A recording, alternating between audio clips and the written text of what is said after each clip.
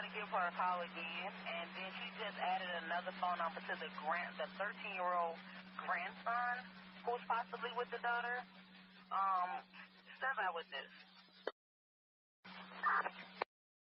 2412. Veteran crisis hotline's calling in, so they have a female veteran off her medication. She's over at the safe haven. Attack and 12, we'll check that one out. 6 Rumble, 2-1 started to shut us off. Office still stands for time? No. Offender in custody?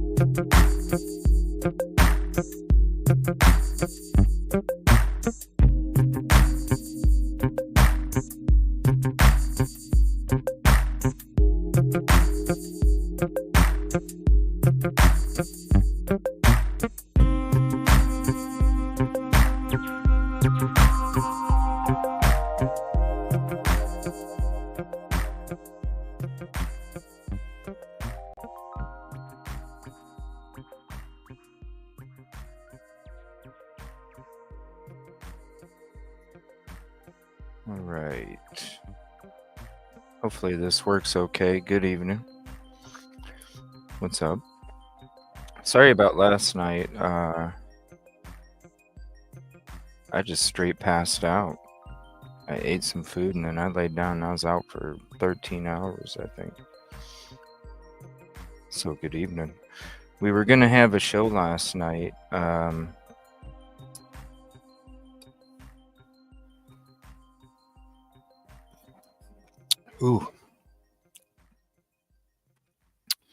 We were going to have a show last night where it was up to the mods what we watched, the Angels. So what we're going to be doing tonight is we're going to be going through the stuff that they sent me. We're going to go through that stuff tonight and then plus some other stuff that I have. And we're going to be discussing our upcoming plans as well. Coming up here, probably the end of the week, maybe midweek, but probably the end of the week. As we get going back into these searches, just got to get the vehicle tuned up, righted up, ready to go for the next ventures. And we're going to be going through back through the East Coast, then up north a little bit, and then down into the Midwest is where we're headed to the next month and a half, probably or so. It's beautiful out. It's beautiful out. I might, I don't know, I might, it's still a little cold at night for the deck shows, but it's nice down here. Nice and peaceful. Say what's up. Go ahead and get through the ticket numbers. Thank you. What's up, Chaos Kitty? Joniques, stay awake long. Oh, it's all good. Thank you for coming in to hop out. Appreciate you. And thank you, everybody. Sorry about the all the different uploads. I still have more to go, but I just didn't want to fill the whole day with uploads all day. So you've seen some different uploads, members, regular. Still going to be uploading different things. But it's definitely nice being able to upload the GoPro stuff. So you guys get a clearer picture of stuff too. So I will be using the GoPro more often as we go out. Because I know even though it live streams, sometimes when it's on playback, it's not the greatest. So I'm going to utilize those 3 extra batteries, so I'll have 4. And then I'm still going to use the cord as well. But I'm going to have to get a bigger memory card because I fooled around with the settings. I was recording at 4K. Now I'm going to be recording at 5.3K. So that dropped down my file size like the amount available to like half. So I'm going to have to get me like a Buku memory card for it. That way it can just collect a ton of footage.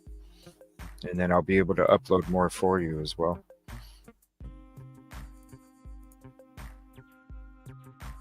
And thank you everybody for hopping in.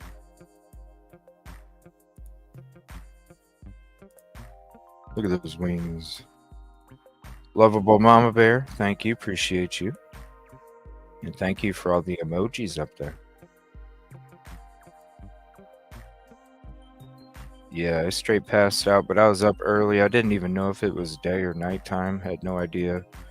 But I got a lot of work done today. I emailed him. It's rather important. Okay, let me see here.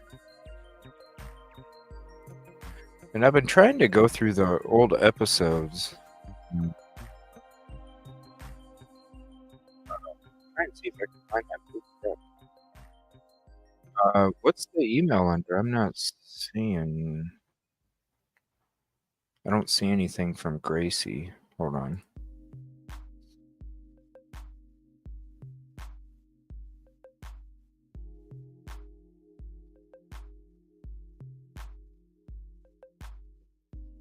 Yeah, I'm not seeing nothing. Maybe DM me on something else? Fishing Queen, what's up? What's up, Busby? Got a hoodie for you too, bro. Search crew hoodie for you. You deserve one too. And it's going to say Busby Adventures on it too. Just for you. You're going to have Busby Adventures right here on the shoulder, buddy. Appreciate all the help. If you're going to be back in town when I'm coming back, let me know. I could definitely use your assistance if you're able.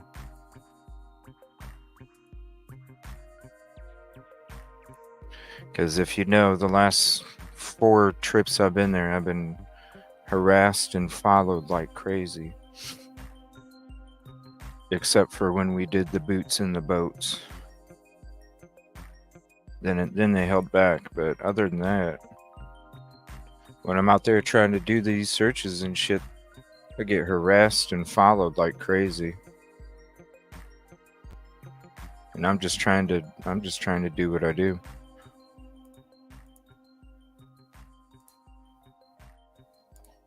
What's up, Doc? Oh, I got a lot of rest, trust me. 13 hours straight, and then when I woke up, I was like, is it daytime or nighttime? It was like 6:30 in the morning. I didn't know if it was day or night. And then after that, I just started working. Organizing, working. Definitely hit up that playlist, too. And here's the playlist for the boots and the boats.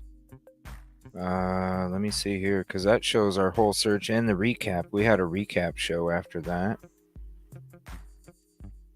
But definitely check out the boots and the boats, especially with all the videos that I'm dropping, that I dropped today and that I'll be dropping tomorrow.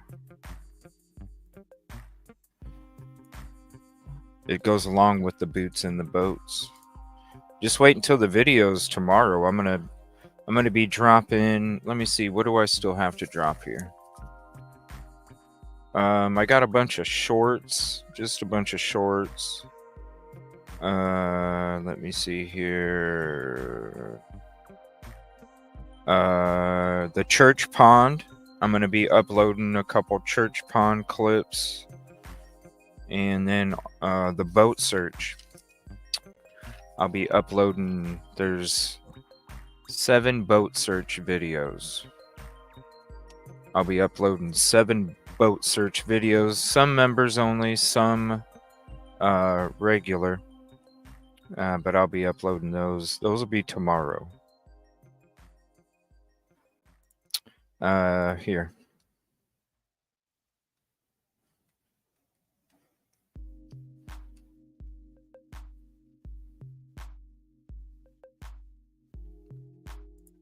Yes, I am right now. There's the boots and the boats. Got some repairs done and some organizing done today stuff. And then, like we had planned, because I knew all this was coming up, there's going to be a point in between this and when we go back down to Hendersonville and Nashville. So in between that period, like I had planned a couple weeks ago, that's when we're going to be sending all the contest winners out the merch. So we'll be sending all those out. So if you did win an item from the contest or the Big K giveaway that we had a couple weeks ago, here in about a week, we'll be mailing them out here. And then we'll be having another one here in a couple weeks. And we're going to be doing a daytime one. We did a nighttime one before. Now we're going to be doing one during the morning. That way the people from across the pond can join in as well. It's not a different weird time period for them. French toast. Thank you. I appreciate that, Ginger. Buck Wild and Free at the Yeehaw. What's up? 107. That's a cool name. That's a cool name. All right, give me 1 second here. First, I want to share something with you guys. In 109, what's up? Thank you for sneaking in here real quick. Wanted to show you guys something before we get into the show tonight. Unfortunately, there's another missing persons case in Nashville. So I wanted to share this photo real quick.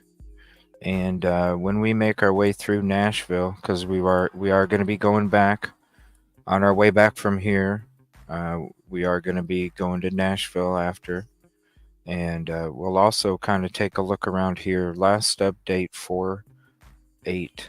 Last known location. If anyone is close by, someone shared that he is outside the Greyhound. So again, here's the photo. If you want to take a screenshot, let me actually hold on. Let me just go full screen real quick.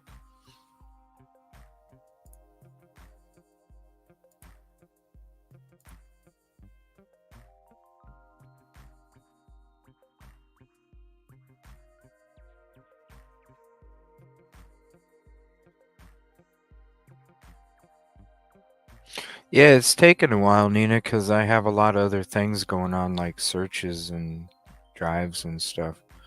But I already said when I did the show for the giveaway that it would be about 3 weeks until I'm able to send the merch out. So I never misled anybody. So I don't know what that comment was for.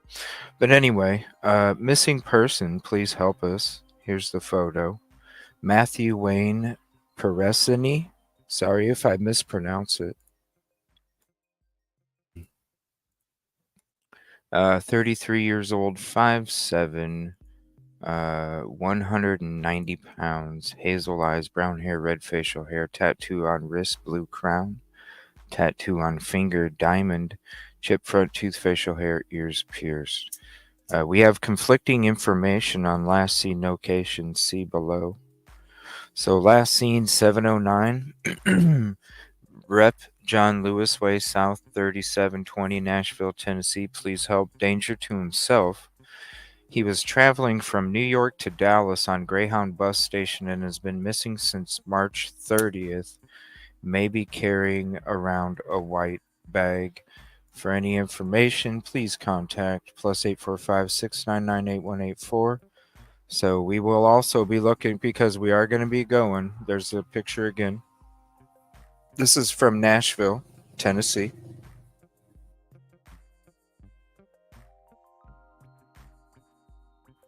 So when we go back, we're also going to be looking for a gentleman possibly carrying a white bag.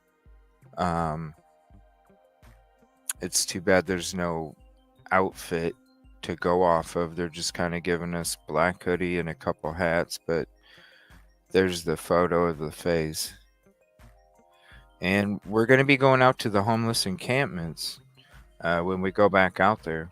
So as I'm going through the homeless encampments looking for some boots, I'm also going to be looking for a gentleman that's also carrying a white bag and has that kind of description. And I'll be checking around there as well because I'm not going to only be down there in the daytime. I'm also going to be down there in nighttime again. The person's name is right up there. I'll leave it right there and then I'll scroll back up so you guys can get a screenshot. Yeah. Well, usually, and I'm saying like 20 years ago, I went on a Greyhound 20 years ago. And I'm telling you, they're sketches. They're sketch. Like, especially some of them, they're sketch. Sketch. No, he got off. He was going to use the bathroom. I'll have to look more into it, but I believe he was going to use the bathroom. And he never made it back onto the Greyhound bus. So when you're not making it back on the Greyhound bus, they just take off without you. They don't care. They just take off without you. Here, let me zoom this up some more. There you go. They just take off without you. Here's the name again. Now, let me see here.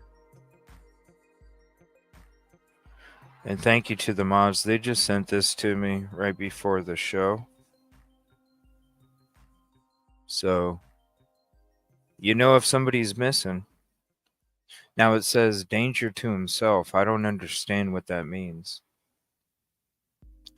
What does danger to himself mean?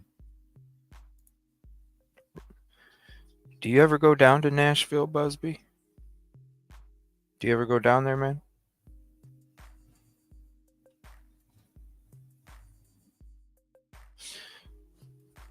If you ever go down there, let me know, because what am I... Dude, we could live stream together, and I could always just hop out of the vehicle and go to where I need to go. Let me know. It'd be great to do some team up shit, man. Let me know. I have an idea. If you're able to do that, go down there. And yeah, let me know. Email me. Or text me. Used to all the time. Yeah, text me. We'll have a phone call, man. I want to talk to you about some ideas. We'll see if it'll work. That's what I'm wondering, Balance. Does he have medication that he's supposed to be taking, and maybe he's not going to take it? Yeah, I don't know. That is it, right? So I will need to print out a flyer. So I'll have to get some flyers printed of this. I'm going to crop that out about this because there's conflicting reports.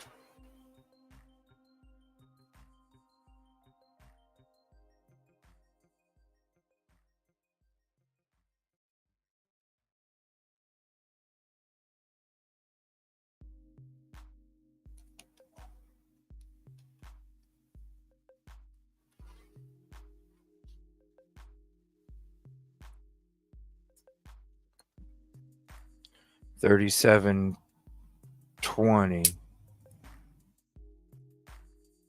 $37.20.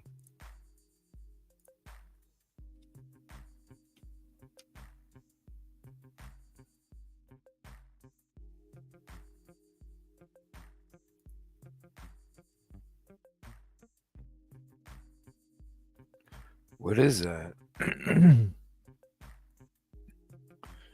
37.20. So that's the Greyhound bus station. I've probably been to this one too, honestly. Yep, it's the Greyhound bus station. Okay.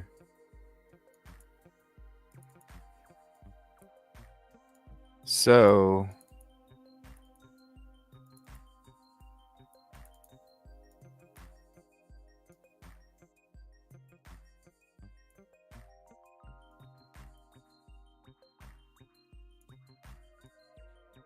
he would have been somewhere over here or outside the front.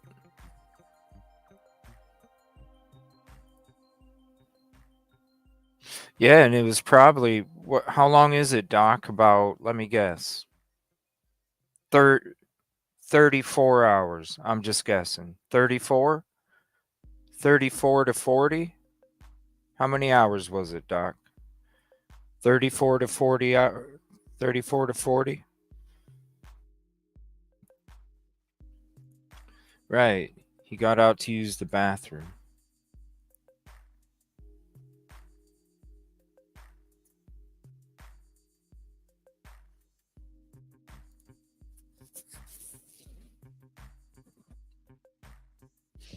I don't know. We're going to go look.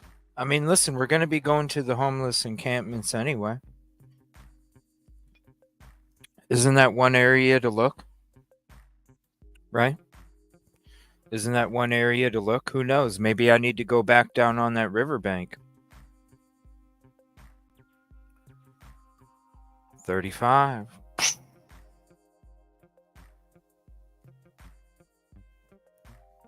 Damn.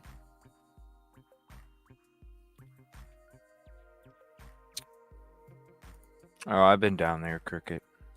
We're good. What's up, honey bun? Let me look at the email. Let me see here.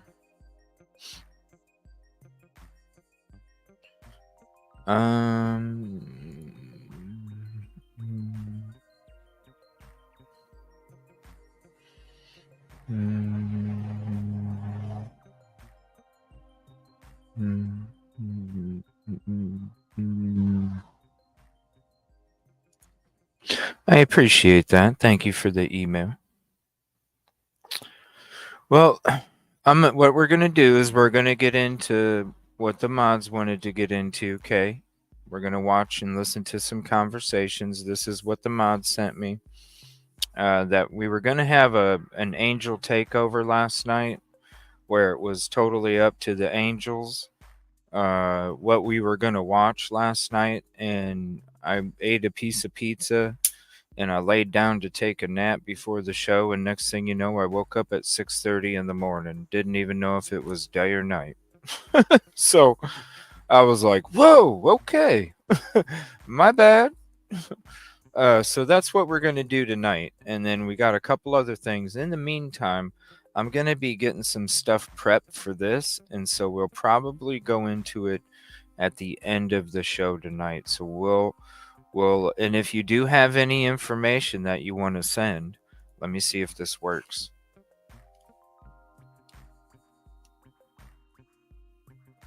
Will it work? No. Oh, it did work. There we go. Here we go. I used the first command. So what you can do is if you have info for the show, or specifically Matthew Wayne Peresini, send it to evilcj at Discord, Gmail, Twitter, or Instagram, and we'll go ahead and add it for the show towards the end. So while I'm going there to talk and do some more work for Riley Strain, we're gonna go ahead and do some searching for Matthew as well, because who knows, he could be in the same spot we're going to look anyway, right? Oh, I know I needed it. That's what my body told me. They said, "Yo, you ain't waking up until you wake up." We just added commands for the show, so if you ever need to send info, all you have to do is hit ! send info, and there's a bunch of other commands for you. So that way, if you ever need a link or something dropped right away, all you have to do is hit the command, something we added today for you. And that cool little icon photo that I got there with the little laser lights. All right. All right, so we're going to go into the first thing. I wanted to share that, though, and I definitely need to make some flyers because we are going to have to go look and hand out flyers as well. Let me see here. The first thing we're going to go through, this is from Kay Miller. It's Pascal. Seth called back in after his last interview. So this was still no criminal investigation. Kay Miller, with the first drop for it, wanted us to check this out. So we're gonna check this out. Holy crap! 2 hours. Hold on 1 second. Let's see. Does he join?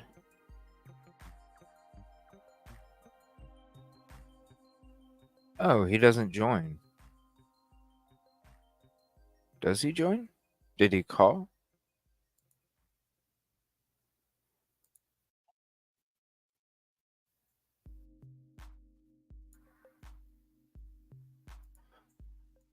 Hold on 1 second.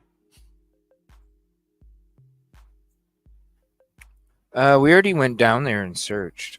We already went down there. Hold on, I'll get you the link, actually. I should share it anyway, because there's a lot of people saying that it needs to be searched. We already went down there. Let me see here.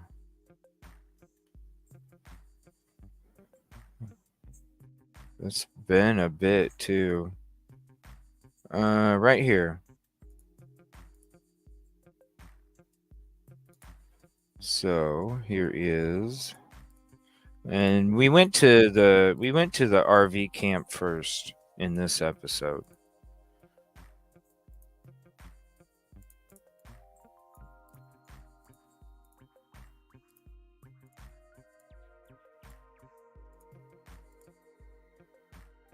There you go.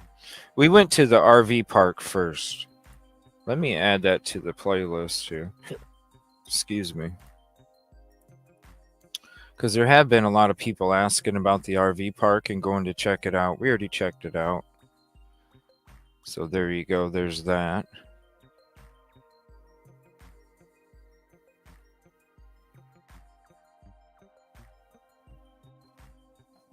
Not saying we won't go back down there, but not saying we won't go back down there, but we went down there already and checked out the area. Let me see here. Hold on. I thought this was when Seth comes back on. 1 second.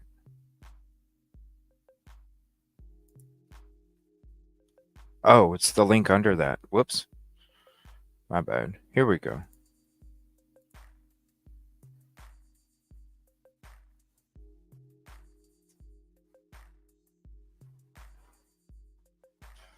Okay, so he's on the phone. All right. So just to make that abundantly clear, guys, before we go into this conversation, okay, please do me a favor. All right. It is pinned to the top. It is pinned to the top of the chat right now as we speak. All right. And it's also in the description box down below. And the GoFundMe link is in the description box down below. If you want to support him and show him love, please, by all means, send him Cash App. Send him, your funds or your support to him via his Cash App. Okay, guys? Just a fair warning. Or print off flyers and hand them out. There it is. They're for flyers, etc. I'm sure for some gas, etc. Okay? Maybe a little something to eat while he's out here running around trying to find Sebastian. So now that we have you on the show, and this was, I appreciate you hopping on in such an impromptu way. I really do appreciate it. But we got to get down to brass tacks, okay? I hate to ask you, but have you heard about this information about this remains being found out there? No. Negatory. TBI, Sumner County, they don't speak to me. I don't think they like me right now. Whoa, boy. For real? It's probably because I felt that they should call for a higher power. And now I guess I'm paying for it. Right. I'm just letting you guys know I sped it up to 1.25. Why do you think? Is it because he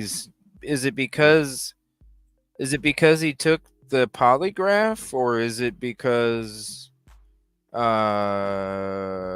he was saying stuff about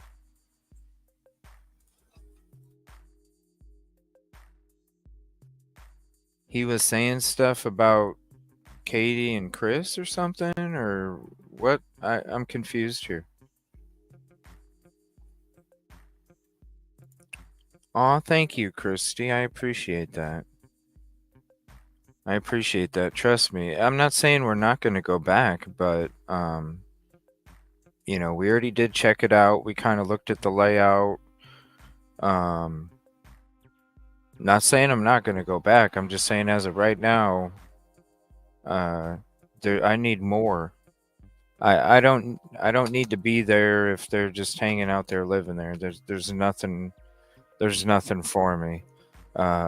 It's about Sebastian, trying to find Sebastian. And as of right now, we explored that area pretty good. If there's more information, maybe. But as of right now, I think we did pretty good searching that whole area. I don't know. We're going to find out, Janet. We'll be back there in less than a week. So we're going to find out.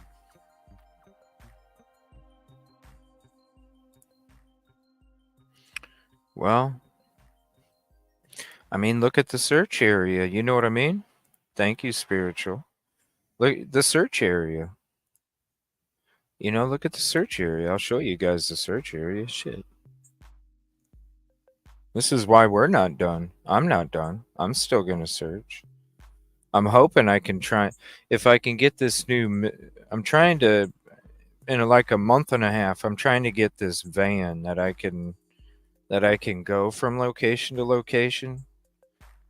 And I'm hoping that if I can get this, energy willing, I hope if I can get this thing in a month and a half, I'll be able to put kayaks on it and everything. So I'm not going to be limited with my searching. I'm going to try and get 2 kayaks to go on top. So that way, if I need to go out on the water, I can still go out on the water, instead of being limited to just ground. I want to be able to be in a kayak too and actually go through, with a kayak where I could just take it off the top of the van and head straight to the lake or the river or whatever and get out there on a kayak and try and look around too. I don't want to be limited. So fingers crossed. All right, let me get this link real quick. Let me see here.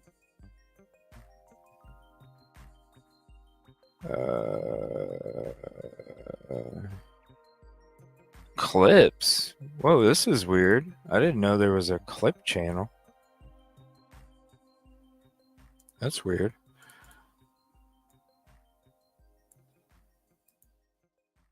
Huh.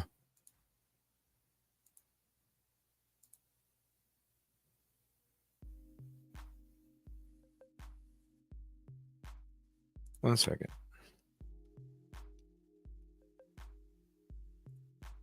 We're going to use a real one. All right, there we go.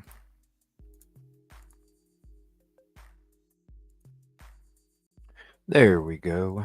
Right. But Man, man, we I have, I have nothing but love for you. And I of course I'm supporting you 110%. And, my prayers go out to you and your family and all that.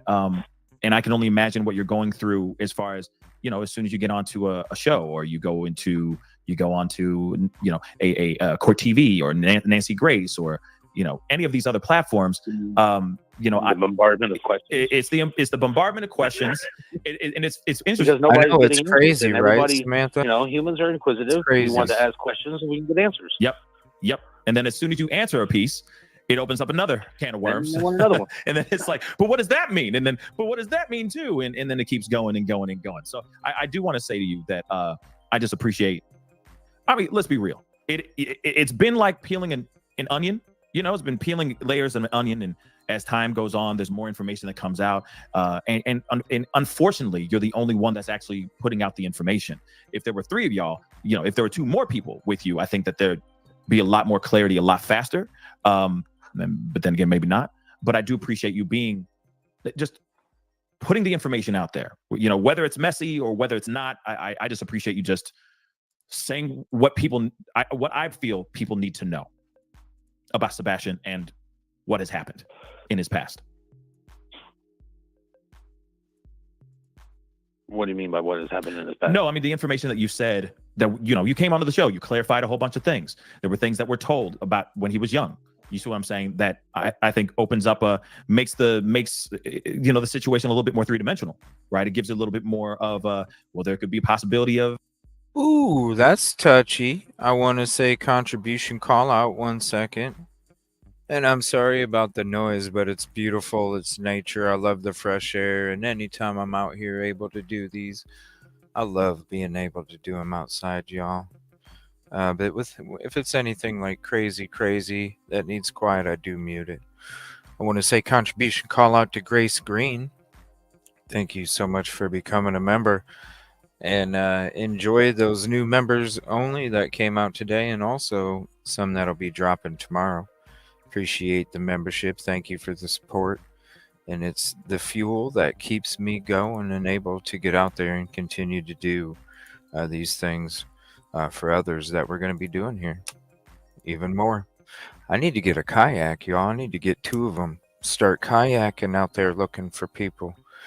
Can't be just restricted to the ground, We got to think outside the box.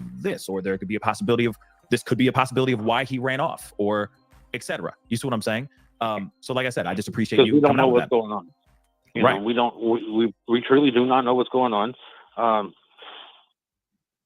Unfortunately, haven't found any video proof of him since Texas Roadhouse. The video that they showed me, which is odd, of him taking the trash out. Yeah. You can't see, so it's not a definite picture. So wait. So when he was there's a video of him throwing the trash out, but they can't see. That's weird, isn't it? Because we were always told that the garage lights were always on. We were told those garage lights were always on. So if the garage lights were always on, well then how in the hell could you not see him taking out the garbage if the garage lights were on?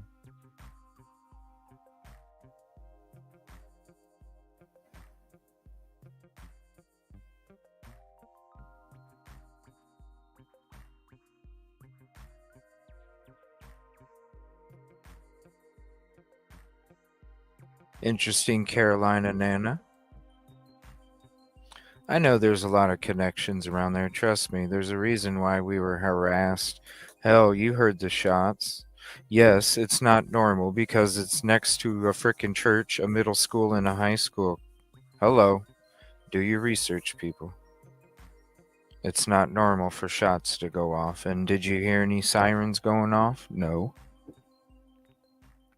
Next to a church, a middle school, and a high school, just feet away.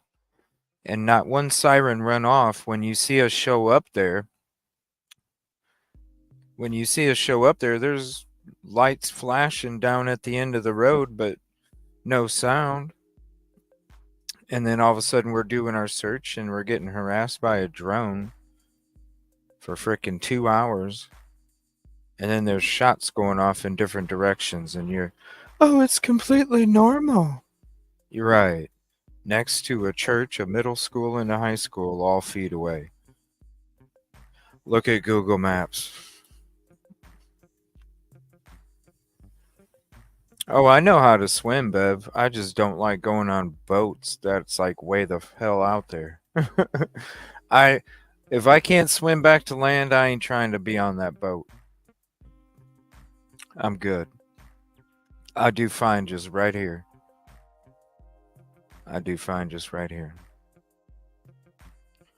Interesting, though. Probably because he's speaking up, but it's true. Did you even search the camper? That's my question. Did you even search the camper? What's up, Robin? Did you even search the camper? I don't know. The video of him taking the trash out, you can't really see. Can you explain what you actually saw in that footage then of him taking out the trash, allegedly? You see a flashlight. And that's it. And that's it. That's it. And what time was that at again? You see a shadow. There, I didn't see a time link on there because it was a ring cam. Aye. So only and that ring cam. I know you can't give us specifically the location of that ring cam, but was it nearby? Was it like across that the video street that we saw that was like a super cropped footage from a very big picture? They showed me the whole thing. It was across the street. It's too dark. Okay. Too dark for me to say that that's my son. Yeah, no doubt. I would be wondering if that's actually him or not too, right? Yeah, that's interesting. You can always hope it is, but that's speculation. Right. It's speculation. No doubt the speculation part. Okay, so I asked you about this on the phone when we talked yesterday morning. So I wanted to circle back and say that out loud so that everybody can hear it, because there's a lot of people that were tagging me in this online and asking me this in emails and whatnot. So I'm going to ask it to you now. There was a. All right, here's the camera. Right there.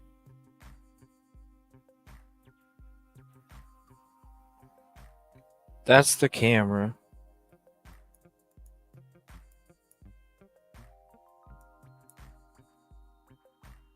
These lights, they're on. They're on when we drive by. They're on during the daytime. They are on. During the daytime, they had to have been on.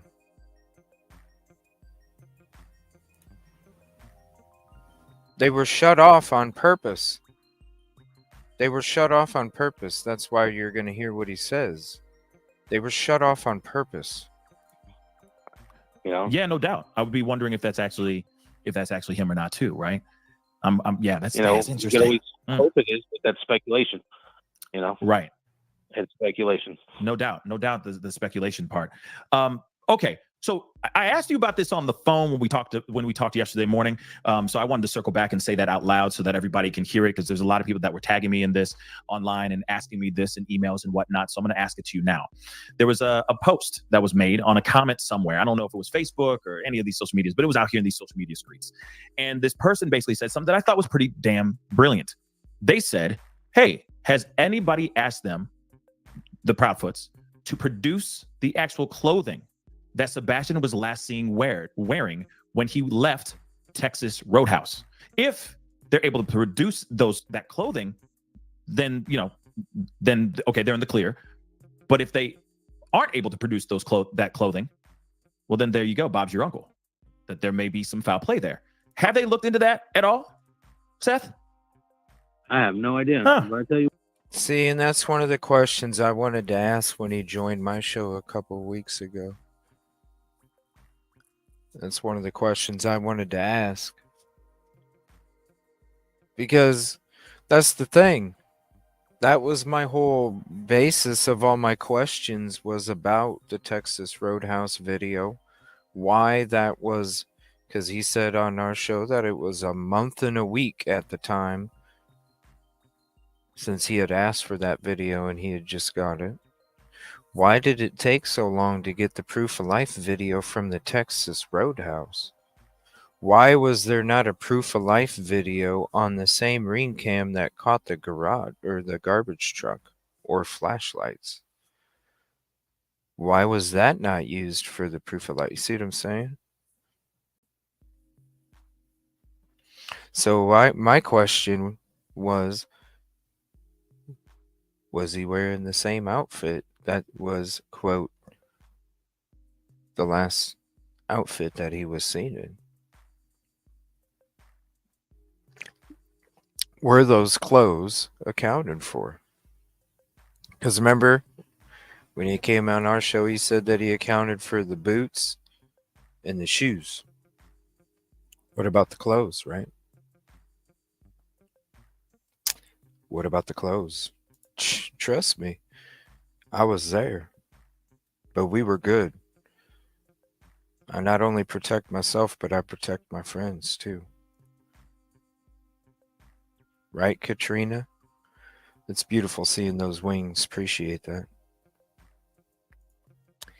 The angels. See what I can really sit here and go, I was wondering if you two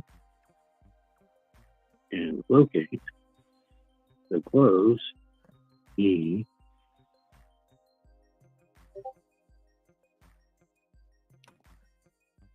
Are you literally texting someone right now as we speak?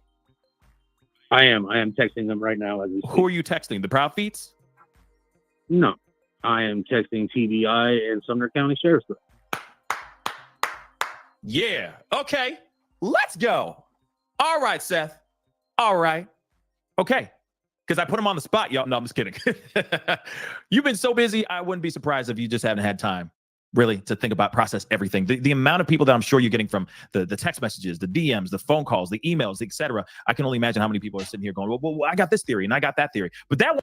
Or the people that notice that are tight with him, that notice he's on other shows that might be their competition, and then they call him to interrupt the stream so he gets booted too, right? Think about it. One I was like, oh, no. That would be a wrap.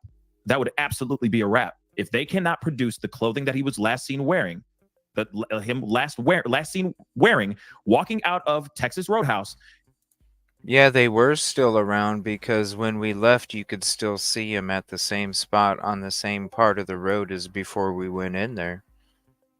So yeah, they were still there. That's why when no sirens went off after there were shots by a church, a middle school, and a high school just feet away from where we were at, didn't make sense at all. If they can't produce that clothing, It's on film. wrap. In my personal opinion, It's that on is a film. wrap. But then again, if he really did get home and he really did take out trash and he really did all those things, and then there was a bump that went on in the night where she heard a thud and all that stuff, then yeah, he could very well be in just the black the black joggers and the black t-shirt, of course, of how he was allegedly described to be wearing when he went missing. But if they cannot produce those clothing, those pieces of clothing, that is a very big problem for the Proudfoots, in my personal opinion. Anybody's freaking opinion, dude. Because to me, it's never made sense. To me, it seemed like the thud was the thing that triggered mom into going too far one night, and next thing you know, she's needing Mr. Savior to come save her because he's got all the connections in the area. She implicates him. I feel like she controlled him. I feel like he was her puppet, even though he was an aggressive, egotistic person as well. I feel like she controlled him. I feel like she manipulated him into helping her so that way she wasn't going down on her own. Speculation. Speculation to me is that not only she manipulated him into helping, but he was the one that was like, I can save you, baby. I can save us. He's the savior. Then he's missed, Speculation. That's just what I thought since the beginning. That's what made sense to me. That's why it's called CJ's Crime Concepts, because I sit there and I think about it as like maybe a criminal would, and then I'm like, would you get away with it this way? How would you do this? Da, da, da, da. This is what makes sense. This is what doesn't make sense. And then we just go from there, because isn't that what we're trying to do? We're trying to run through analytics and percentages, what's probable, possible, and then explore it all theories, thoughts, and opinions, and then dissect all the things that just don't add up or don't make sense until it leads you to an answer or some sort of direction that helps lead to an answer or some sort of direction, because usually we're out here just trying to find a way. We need a direction, and then we can find the answer. See? Makes sense. And I think that's what a lot of people are thinking as well. So, I mean, only thing It's just I can my do opinion. is ask. They can either answer or not. that's true. That is true. But I will say this though too. As much as I always try to see a silver lining to a certain extent. And given the fact that you're saying, TBI hasn't really been, transparent with you, hasn't been in communication with you as well, and all that. 3-hour phone call. What the fuck are we gonna do? The fuck are we gonna do?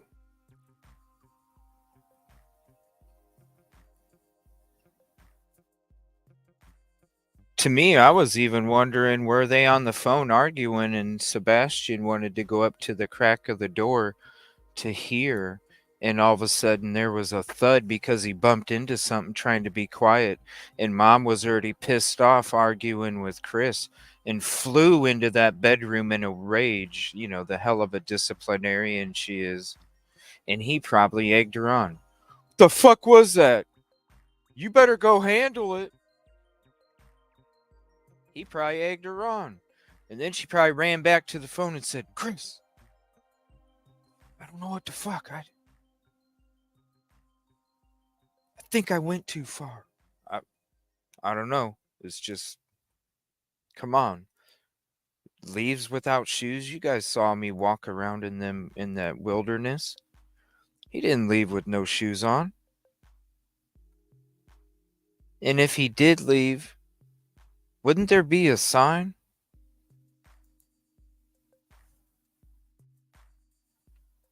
We've searched a lot, you guys. A lot of water, too. Not that it's not the whole area, but I mean, when you're talking about, how far can you really go? I'm going to be real. It tells me that they're listening. So that's good. I see that as a good thing. Yeah, they may feel some type of way about that, but at the same time, at least they're listening.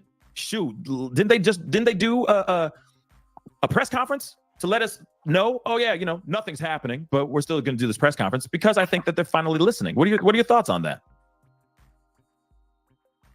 That press conference, I mean, I don't understand I understand why they did it, so they could communicate with the public. Yeah. And you know what? When it comes to that press conference, this is before we got with Brothers Underwater and Narc Divers. We sat there and we watched that press conference. This was before the Boots in the Boat search weekend that we did. We're sitting there watching the press conference. We're seeing that video of the boat crew, and I'm going, we're watching it live, and I'm going, that looks like Riley's Strain footage. Because that's kind of like the same angle as I'm looking down. I swear I'm watching Riley Strain footage here. And I'm like, nah, they wouldn't do that. And then shit you not, I talked to Brothers Underwater the next night. And he started to tell me, yeah, can you believe it? That News Nation and the the WSMV used our footage from the Riley Strain. And I said, holy shit. I was sitting there telling my community about how it looked like it was Riley Strain footage, and I was like, nah, they wouldn't do that. And he's like, fuck yeah, they did. And I'm like, are you serious? How disrespectful. Making it look like there's boats out there searching when there wasn't. Ain't that crazy? Speaking of that press conference.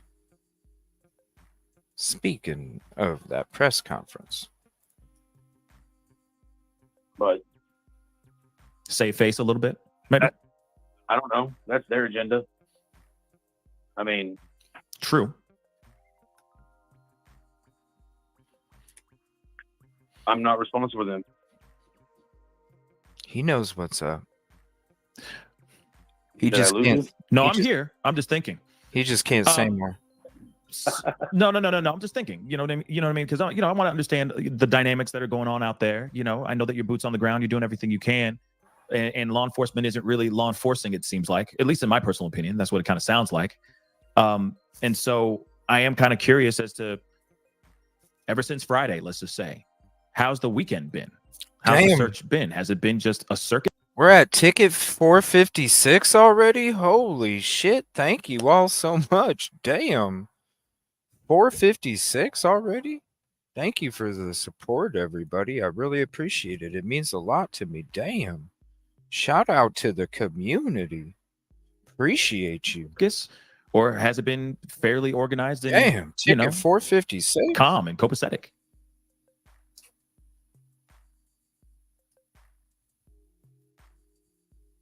Uh-oh, I think he's... I'm sorry, my meds are starting to kick in. What was that? I just asked, how has the search been? Since Friday, you came onto the show. We talked. Saturday was a whole other day, and you had Sunday as well. How was this weekend? Was it an absolute cluster F? Was it a circus? Or was it very, organized and copacetic? Under doctor's orders not to go anywhere. Remember? Yeah. That was under doctor's orders, but you were still out there. Were you not? You're broadcasting live. I don't need my doctor actually calling me up. Well, I mean, what he gonna do? You're trying to get. Wait a minute. I thought we were friends. Not you pushed me under. I mean, you were out here on 4K on the news, baby. So I ain't saying nothing that he doesn't already know. Okay, if he's watching that local news, he already knows. You see what I'm saying? Yeah, probably. Let's be real. But, go ahead, Seth. But other than that, I've just been going over information, taking the leads that I've got to figure out the next game plan for where I'm going to go search. Right.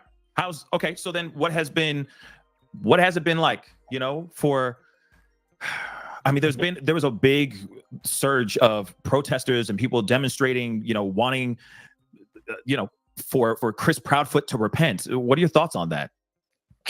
Come on. They should have been out there. For what? They should have been out there searching. I guess they feel like he's been out here doing no good. They should have been out there searching. Well, people are who they are. You cannot change somebody just because you want them to change. They have to want to change for themselves. Mm-hmm. Any otherwise is just a fake change. So if Chris doesn't think that he's done anything wrong, why would he repent? Right. And then that would go on to, let he who hasn't sinned throw the first stone. Good point. Good point. But have those people been helping with the search, or have they been like hindering the actual search for Sebastian right now? Well, they're causing chaos. Nothing that they're doing is, they're not handing out flyers. They could be trying to. They need to be. Help find Sebastian instead of getting somebody to repent for their sins that they don't even know what their sins are. Right. Hold on 1 second, William. See what I'm saying? They should have been out there Missionary? searching, y'all. Just like I said, they should have been out there searching. Freaking protest. Let's see if I got some questions. He's still out there. Search. For you. That's why. Are you good, Seth? Or are you still talking? That's why when it comes to these freaking people that are talking about tragedy pimps and these people that are just driving by taking videos of the fucking house until they get screamed at, it's like, come on, use the awareness to fucking help find this boy instead of whatever negative fucking BS that you're fucking going on. You know what I'm saying? Ain't nobody got no time for that shit. If you're gonna do something to help find him. If you're gonna use some of your energy to find him. Look up some fucking maps. Then maybe you would see that the gunshots were next to a church, a middle school, and a high school. Use your fucking head. Look up some maps if you can't get off the keyboard. I understand not everybody's able to get off the keyboard. That's not my thing. My thing is if you're sitting behind a keyboard, look up some fucking maps. Go through some fucking local footage. Go through go through footage from other fucking people. Try and do something to try and help find them instead of bitch and complain about what the fuck you don't have. It's getting disgusting out there. And just like what Seth said, man, just like what somebody asked me when it was fucking going on, when there was, hey, you got to be safe out there, CJ. There's somebody that's pulling out a weapon. They're good. Be careful at the vigil.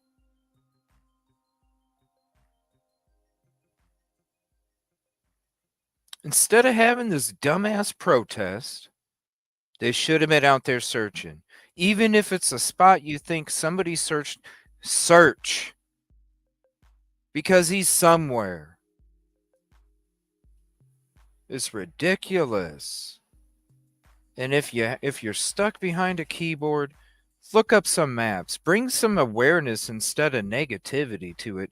Because all you're doing when you're sitting there making these videos bashing people is you're bringing negative energy about Sebastian, and it's fucking stupid. You think you're all fucking high and mighty. Everybody needs to listen to your ass. You guys are the fucking YouTube police. Get a fucking brain and a fucking soul and use it for positive energy. Bring some positive energy to Sebastian's name. Quit talking about what the fuck other people are talking about. Come up with some real content. Really help Sebastian instead of creating all this negative fucking bullshit. Grow up. Jeez. Everybody has an ass like an opinion. Boo fucking who? To somebody. I'm tired of it. Use your energy for good.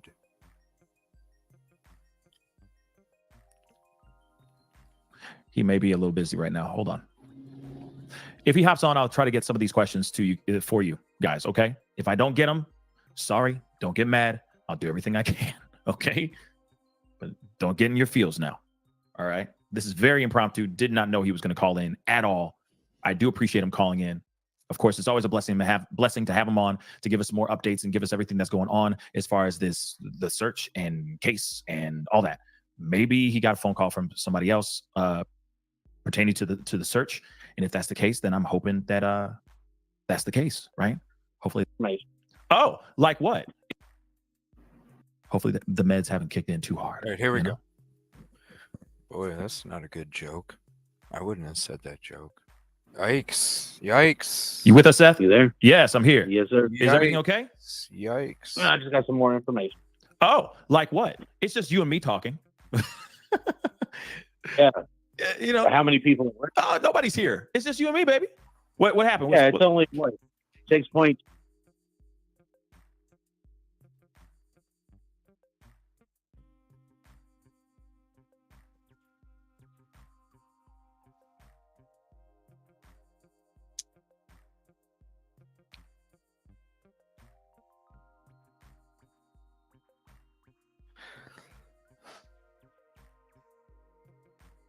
Just feel like this is fake.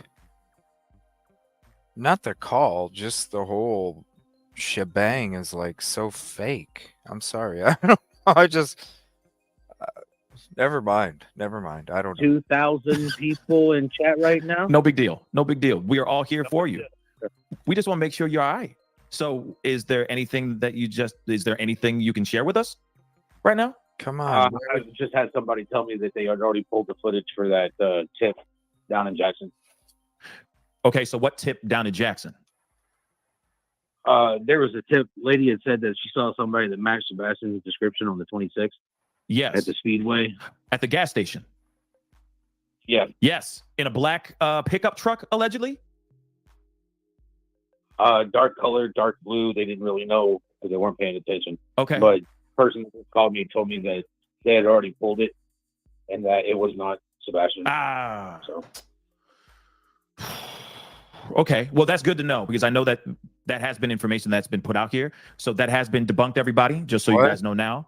What? The information about there being a possible sighting of Sebastian at this gas station, the Speedway. Allegedly, this individual was seen inside of a dark pickup truck. And of course, they were saying it was alleged that law enforcement was not doing their due diligence as far as that information that came out from an eyewitness. We are now finding out that information has been debunked. That person was not Sebastian, so we can actually put that whole theory and that part of that eyewitness account to rest now.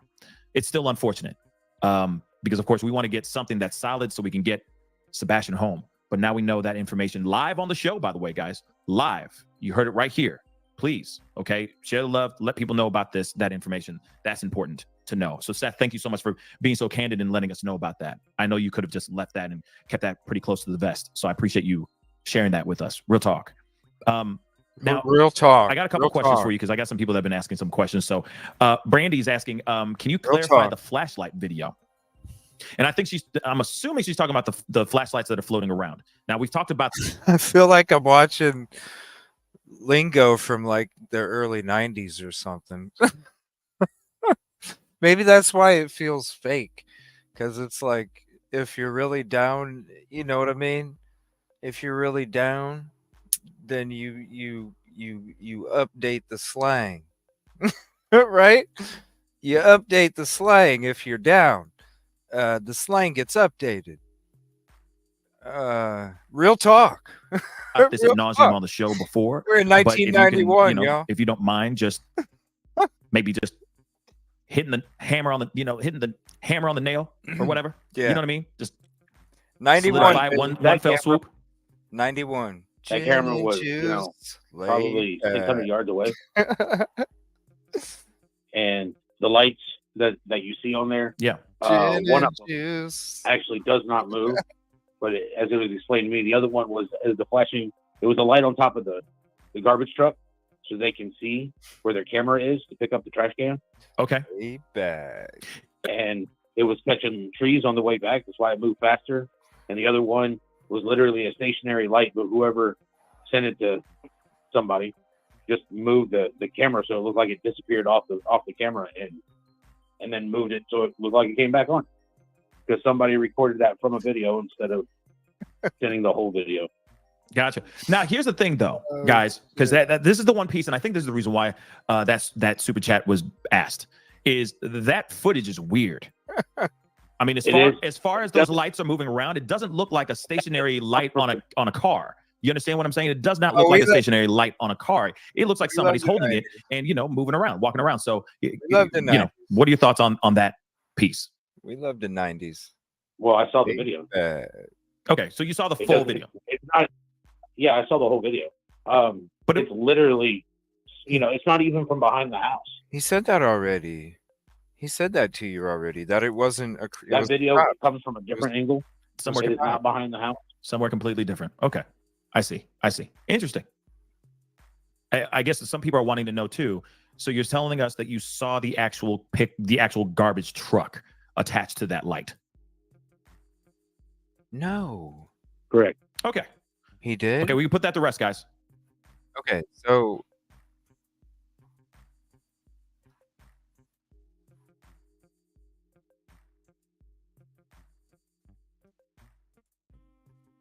garbage truck right here. Is that where it would have been right here? If I'm seeing this correctly? Right here. Can you guys see the square?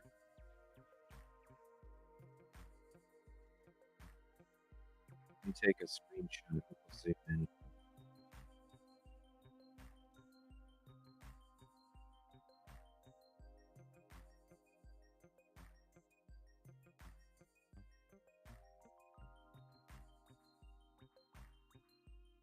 Probably have pictures of it too.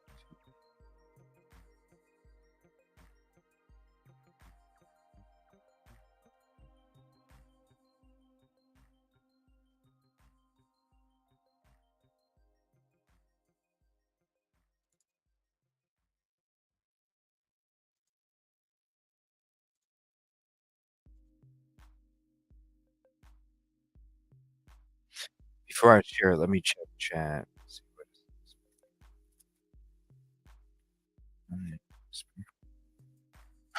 is flux capacitor. I wish we could watch movies together. We'd definitely watch Back to the Future.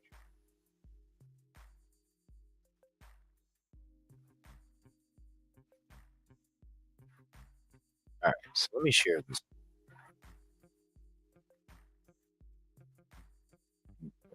Actually,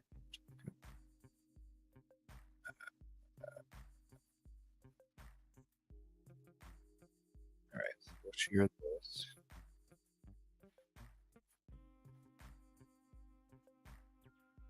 This right here. This spot. In between the two houses. Because all over here, it's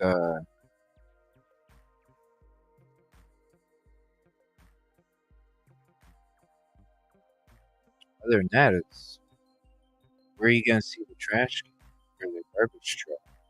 Right here, maybe? Somewhere in between here.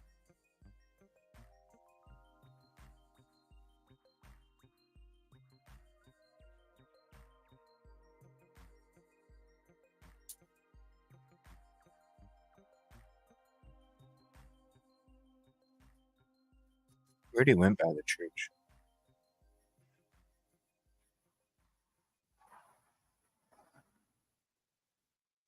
I thought he said he couldn't tell. In the last one, I thought he said he couldn't tell. We can put that to rest. Okay. Cakes, Now, go ahead. Right, the video is weird, but like I said, it's like somebody was watching the video and then took their camera phone and sat there and only recorded the top right-hand corner of the video. Yeah, which is weird. Which is still very, very somebody weird. wanted their 15 minutes of whatever and gave it to who for his 15 minutes of whatever. Yeah, I get it. Yeah, it's. I don't know why somebody did that. We're talking about trying to find a missing child. Right. It is weird. Because it also makes you wonder. Okay, if you saw a pickup, sorry, not a pickup truck. If you saw a garbage truck in the footage, then why on God's green earth is that footage pitch black with a bunch of white dots? That's the one thing I'm still trying to understand there. Was the footage manipulated to make it look even more mysterious? Or did it look exactly like what we all saw when it first was leaked? It was dark, and they were recording it from the other side. It was, the trash truck doesn't come in front of that video. It's recording from the other side to where it's coming down a different street. Okay. So, man. Okay. Man, oh man, I'm sorry. Because in my head, I'm of course, all the pieces that we have. Go ahead. The last thing I want, right? The last thing that I want is Chris Proudfoot and Katie Proudfoot to have done something to my son. Period. Of course, that's and that right there was like I think that the person that put it up there was just trying to create drama. The news guy. And they did it. They created drama. So then, Seth, let me ask you this then. Has there been any pieces of evidence aside from this flashlight thing, which looked like fireflies in the dark? Has there been any footage or evidence that you feel that was fabricated or was planted by another party just to throw you or law enforcement off a beaten path? I wouldn't know, because the only thing that I have found were the glasses and then the videos that they have showed me to make sure that they understood that they weren't hiding anything from me. Mm-hmm. But anything else, they're going to keep close to the vest. Right. Because they're not going to give me anything that's going to blow the case wide open. Right. They're going to keep all that stuff close if they think it's permanent. The only reason I got to see the video of Texas Roadhouse was because I asked for life. And that was a month and a week after. Okay. I have a few more questions for you. Welcome to me. Hi. Let me ask you these real quick. So you saw Texas Roadhouse footage. I know that he went with Katie Proudfoot to a bunch of other places. They went to a couple other places before Texas Roadhouse. Did you see any of that footage, or did you only see Texas Roadhouse thus far?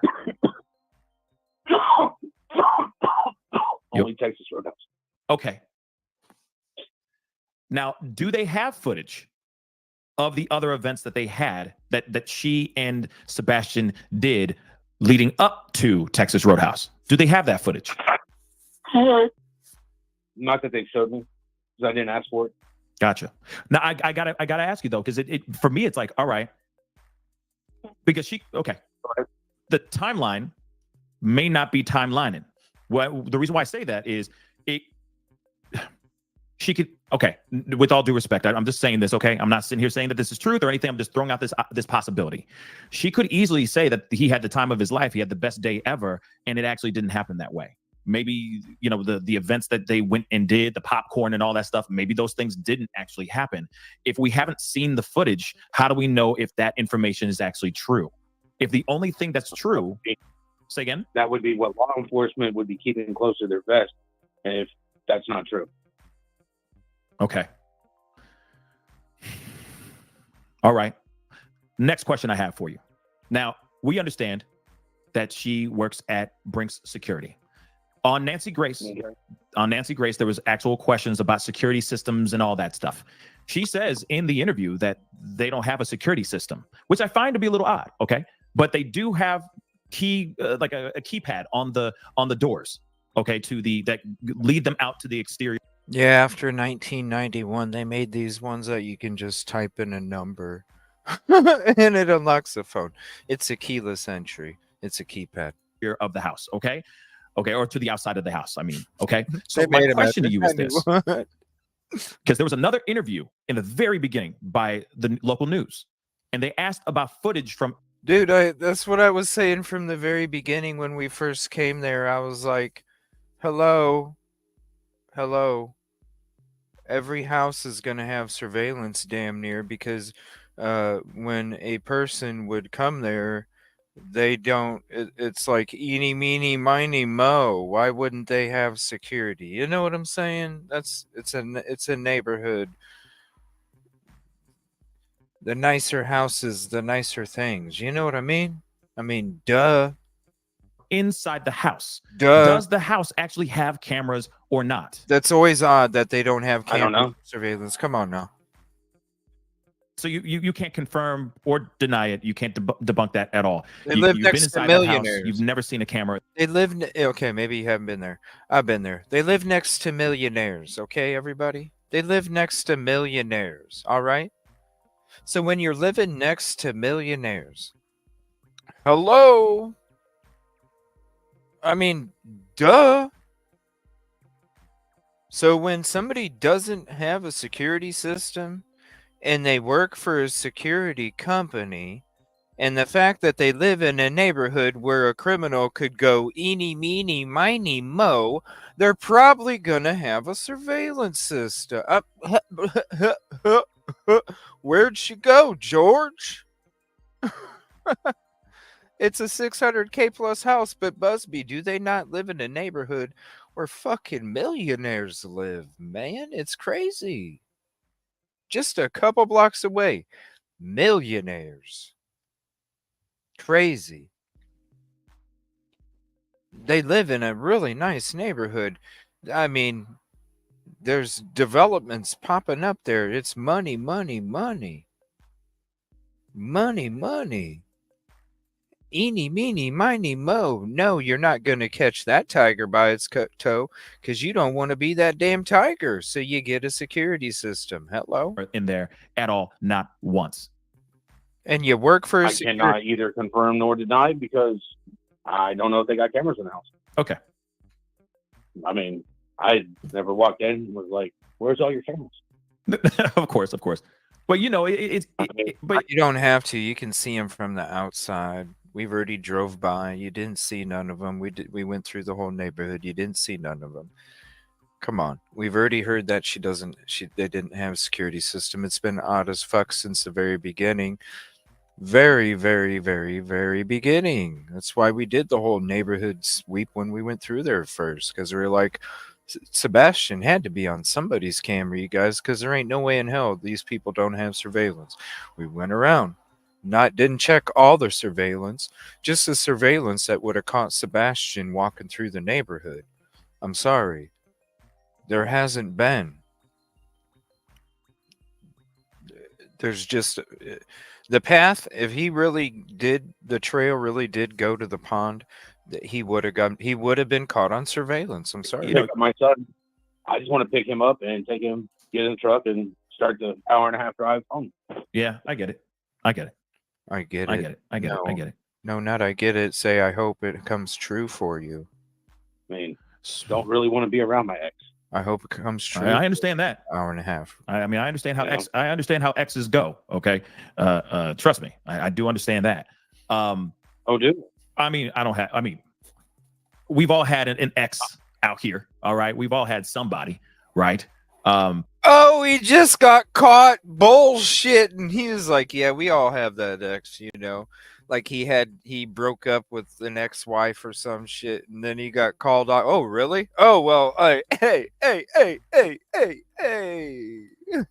Oh, he got caught in his own bullshit.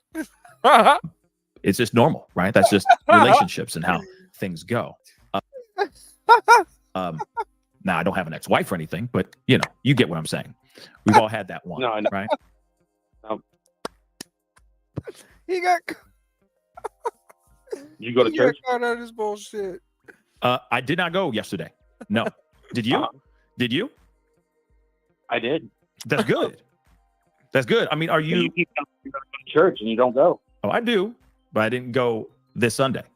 I didn't. No. You didn't go last Sunday either. I went on Easter Sunday. What, did you? No, that's right. You said you were going to go. I was going to go on Friday, but then I couldn't get there. It was a busy day. Very, very busy day. But hey, I make time when I can. Okay, I make time when I can. All right, I definitely do. But that's not what we're here for, though, right? All right, we're not here to talk about my faith. We were here for a conversation. We're here to talk about your son, you, in this search. Okay, so. Well, I haven't found my son yet, so I know, obviously. But and I'm still. Oh boy. want to say contribution call out. Hold on 1 second. Upstate New York, $5 super chat. Can you do a poll on how many people have alarm systems and how many don't? I have one, but it's not connected to anything. Uh-oh. Don't just, hey, take the hour out of the day, because you could never be too safe. Shit. Peace in mind. That's right, man. That's right. And that's like with my place, it's surveilled up to the motherfucking T. Here, we can do a poll though. Let me see. Let me see. Let me go ahead and play. Well, let me pull it up. I'm on the road studio here, so I'm limited here, but let me try it out real quick. Still curious as to like how this has been, right? How things have been this weekend. Because I understand that there was some police activity in a particular area. I guess some items were found. Did that have anything to do with that? I don't know. With the case? They didn't call and tell me. There were some items found. I think it was behind the Texas Roadhouse, actually. Oh, really? I think that's what they were saying. I don't. Yeah. Nobody ever called me about it. Sumner County didn't call me. TBI didn't call me. Come and ask me to verify or anything of that sort. Man. Okay. Well, I just, I wish that there was some more information here. Obviously, I know, I'm speaking to the choir, but it is a bit frustrating when you hear about TBI or law enforcement not really being that transparent. They're not keeping that line of communication with you open. I mean, are they deliberately dodging or ignoring your calls? Don't know. Wow. I'm looking at some of these things. Let's see, because I'm actually looking through here. Please let him go to sleep. See, I like Suzanne Vineyard. I mean, can you not tell I'm a little loopy? Yeah. I'm gonna let you go for sure. But I do appreciate you clarifying a few things. I appreciate you just stopping in and calling in and just clarifying a few things. Because I can only imagine how tired you are. It's been, I'm sure, a very, very long weekend, and this was a very long day for you too. So, Seth, I appreciate you calling in. And guys, let me just say this again. Yeah, we're gonna wrap this up. We're gonna wrap this up so you can get your butt to bed. Okay. So, please, guys, go to his Cash App. All right, it's pinned to the top of the chat right now as we speak. Please go. It's in the description box down below. Okay, please go and check that out. Share the love, support if you can. He is still out there looking for his son. Seth, thank you so much for calling in. I appreciate it. I'll let you go so you can go get some rest. All right, brother. You stay blessed. Was there any other questions you wanted to ask me? No. We'll talk again soon. I know that you're tired, brother.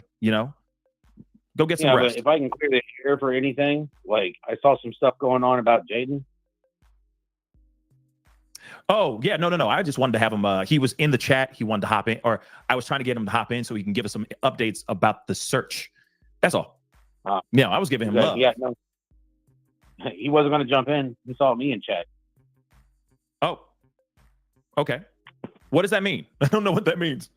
What does that mean exactly? If you're going to ask anything about the search, probably should ask me. Right. Fair enough. That makes total sense. Yeah. Oh, yeah. No, I get that. Out the horse's mouth and to hear it from the goat next to the horse. No doubt. Oh. Well, Seth, I'm gonna let you go so you can go get some rest. I appreciate you calling in. We will talk here again very, very soon, I hope. And hopefully when we talk again, hopefully it's some. Say it again. I said, I hope this was some better news. Yeah, I think that's what we're all hoping for too. We are all hoping for that, for real. All right. Again, I appreciate you coming in and calling. And let's talk here. I do have something to say. Shoot. Because it's been coming to me about the repent your sin, Chris. Yeah, thing. Speak on it. He was asking somebody else about the search, and he was like, "Don't you want to?" He was trying. he was actually ending the interview with Seth, and Seth was like, "Don't you want to ask me some other here? I'll replay it for you guys." He's like, "Don't you want to ask me some other questions?" And then he was like, "Well, if you're going to ask somebody for some information, why don't you ask it from the horse's mouth, not the not the animal next to the horse?" Oh, hold to on. his Cash App.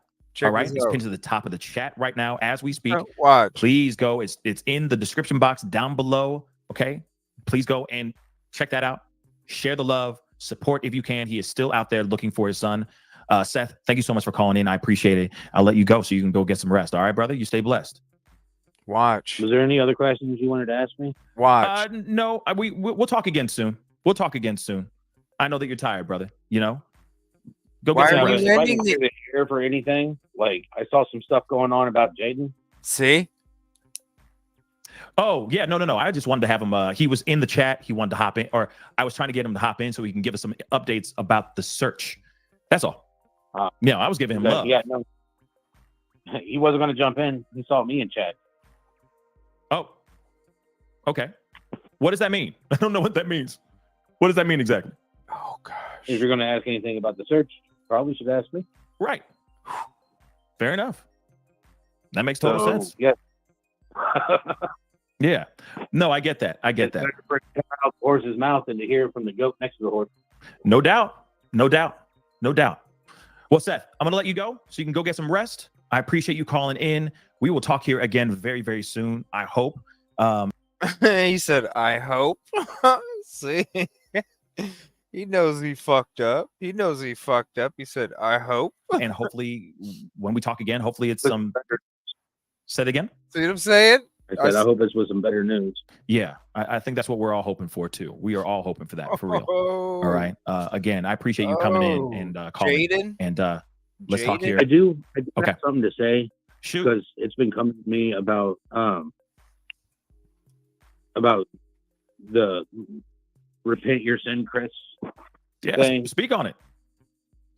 Well, the thing is that somebody sat there and stated a straight false lie to begin with, which they should repent their sins for lying on somebody, because I believe it says thou shalt not tell a lie. Mm-hmm. And you know I watch the videos because I have people send them to me. All Jaden did when he went over there was try to do what I would have done, which is have a conversation with them and find out what part of them doing that was going to help find Sebastian. And then this so-called self-proclaimed Olsen character, self-proclaimed preacher or reverend or whatever he is, wants to sit there and say that he pulled a firearm on him. That is some crap. I mean, that's what... I mean... So, and that's not true, right? Right? No, it's not. Okay. On, so firearm was not pulled out during whatever altercation that was happening with protesters over this weekend. Okay. In fact, Jaden was calm, level voice, everything. I mean, literally, he was just trying to find out what they were doing, if they really thought it was going to help find my son. Like, if they wanted to come grab some flyers and go pass out flyers, we would have brought them flyers so that they could have gone to go find something. You know, we would have asked them to help pass out flyers. Without finding Sebastian, we don't know what happened. No doubt. So, and for them to sit there and saying, you know, for him to repent, right? He has to deal with that when his time is up. It's not up. Right now, we just need to find Sebastian. Right. That's why they should have been out there. Sebastian, we find out what really happened. Right. I agree. Sitting there and out there searching, passing rumors or letting social media sit there and blow stuff out of proportion. Right. And that's why if you're sitting here making these shows about bashing people, why don't you make shows about trying to help find him? Use your fucking energy for Sebastian. You're not no YouTube police. You have an opinion just like every asshole on this planet. Who gives a fuck? There's a dime a dozen. What you need to do is use your fucking energy for fucking positivity for this baby boy that we can't find yet. So instead of bashing people, look up some maps. You might learn something. Look up some video. Use some video. That's what this community's about. Use some fucking video. Maybe you might see something somebody doesn't see. You know what I mean? Come on, there's enough of this dumb shit out there. Lady Ledoux. That's where, you know, that's a thin line between justice and mob justice. Mm-hmm. You know, Jaden has been helping me search for my son since, what, week 2? And I met him at one of the vigils because his mom was there. Yeah. Helping set up the vigil. Yeah, he's awesome. Jaden's awesome. He's awesome. I would not have somebody reckless on my team. He's a kind-hearted dude.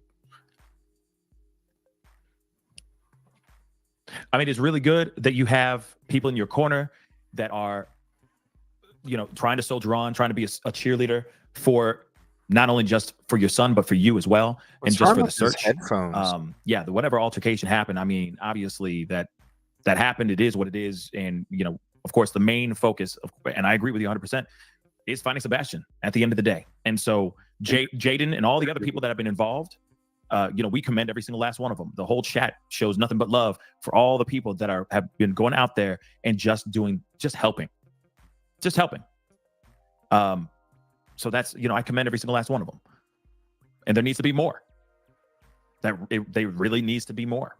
Real talk. So you guys are still at the meeting at the Rudder, correct? Currently, we are not. Oh, no? So where are you guys going at now? Where is it now? No, we're having a meeting tomorrow so we can figure out where our game plan is going to take us to the next location. Oh, wow. Why? We have pretty much flyered all of those areas, and we're not trying to overstay our welcome at the Rudder. Oh, okay, that makes sense. I thought maybe the establishment was, you know, saying something. But no, the Rudder said we could use it whenever we would like, and we appreciate that, but we don't want to take advantage of it. That makes sense. You know, there's other people that are pulling in with boats and everything else, and we held the vigil there, and we're going to find another location for us to meet at. Mm-hmm. That's what's up. Okay. Well, please let me know. You know what I mean? You got my info. I got your info. Go ahead, Seth. What were you saying? Oh boy. I was saying Nashville's pretty big, so yeah. Besides Hendersonville, there's other locations that don't have flyers yet. So right on. Right on. Got to hit them all. Hit every corner you can. Absolutely. So then that's what that's basically. I'm glad that you said that. So there needs to be other volunteers, other people that can help in those areas. If you are in those areas, you want to help out. Okay. You know, hopefully we'll have some more information on how you can help out here in the very, very near future, because I mean, Seth can't be everywhere all at the same time. He just can't. So all the surrounding areas, you know, I seriously, everybody needs to be all hands on deck. Real talk. Those flyers should be outside of Hendersonville, etc. They should be going all the way out into Memphis and beyond. Okay. So real talk. Yes, Seth, you know, of course we'll be in contact about that when you find out more information about where you. Oh my lord. Oh my lord. Oh my lord.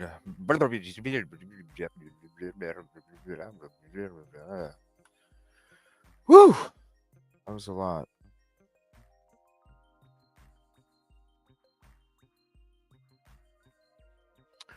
What is this from TikTok? I don't know if I can play this. Let me see here. Let me see if I can play this. It's not letting me.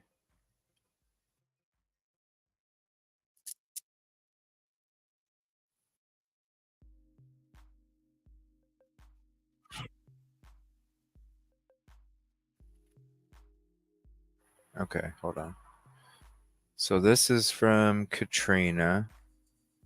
Let's see if you guys can see it here.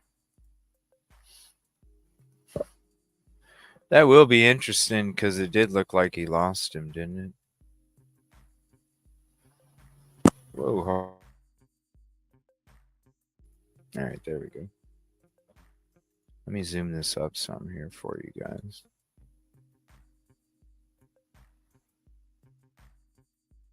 Go to about right here. All right, let's see what this says here. This is from Katrina. Major updates. Minute 30. Let's see, normal speed. Let's turn it up, and here we go. Y'all, I have a significant update for you regarding Sebastian Rogers. And believe me, hit that follow button because you're going to want to stay informed for this. So let's start minor work up to the truly significant stuff. Now, officially, this is being labeled as a criminal inquiry.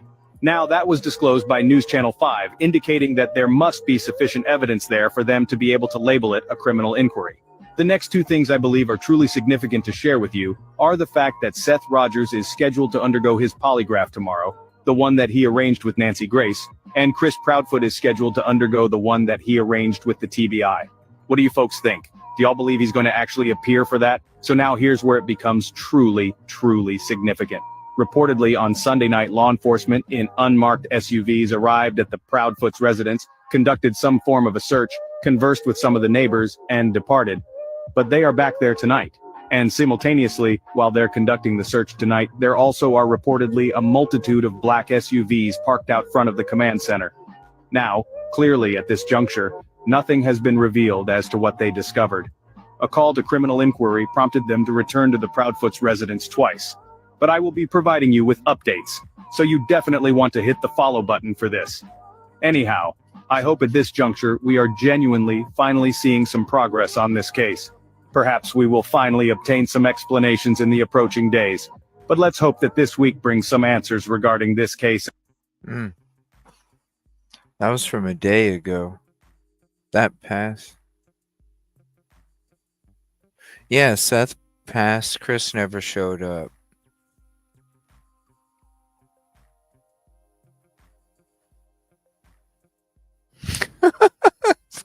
Some of the...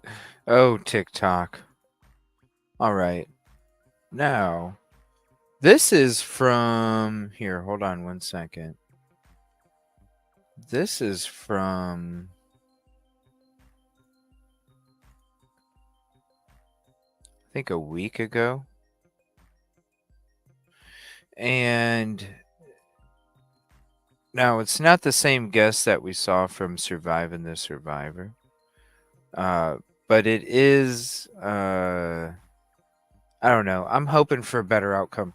Surviving the Survivor never really had issues. You know, they were always pretty good episodes. Never, but for some reason,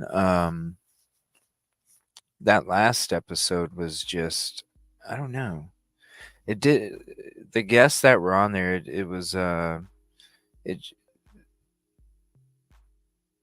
just didn't seem informed or anything. So I thought we would check out. This is another one, and this is where they have two other guests on there. Now, if you remember, the lady that had like the crazy microphone there for a while, she was actually pretty good. She was actually pretty good. She's going to be on this episode, and there's going to be other people on there. So I'm hoping that this is going to be even better, because I'm looking at this one. It's called the search widens for Sebastian as TBI is called in to help, and so I really feel like this. I don't know. I have a feeling this is going to be a lot better. So I did want to check this out. Now this is only like a little over an hour, so I do want to check this out. I will see if there's any updates. Obviously, we're gonna look.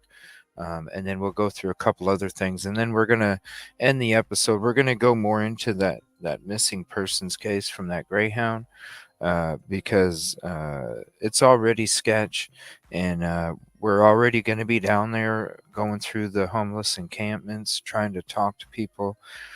See, we're going to be looking for stuff for Riley, so we might as well look for stuff for Matthew as well. But we'll be getting into that later on. Towards the end of the show. But for right now, we're going to check out this episode, Surviving the Survivor. And this is, I'll tell you who the guests are here in a second. But if you remember the lady that had the crappy audio that one time, she is going to be in this one. Now, she actually made some good points. Hopefully the audio's better on this go round. So let me go ahead and hit play on this, and then we'll check this out.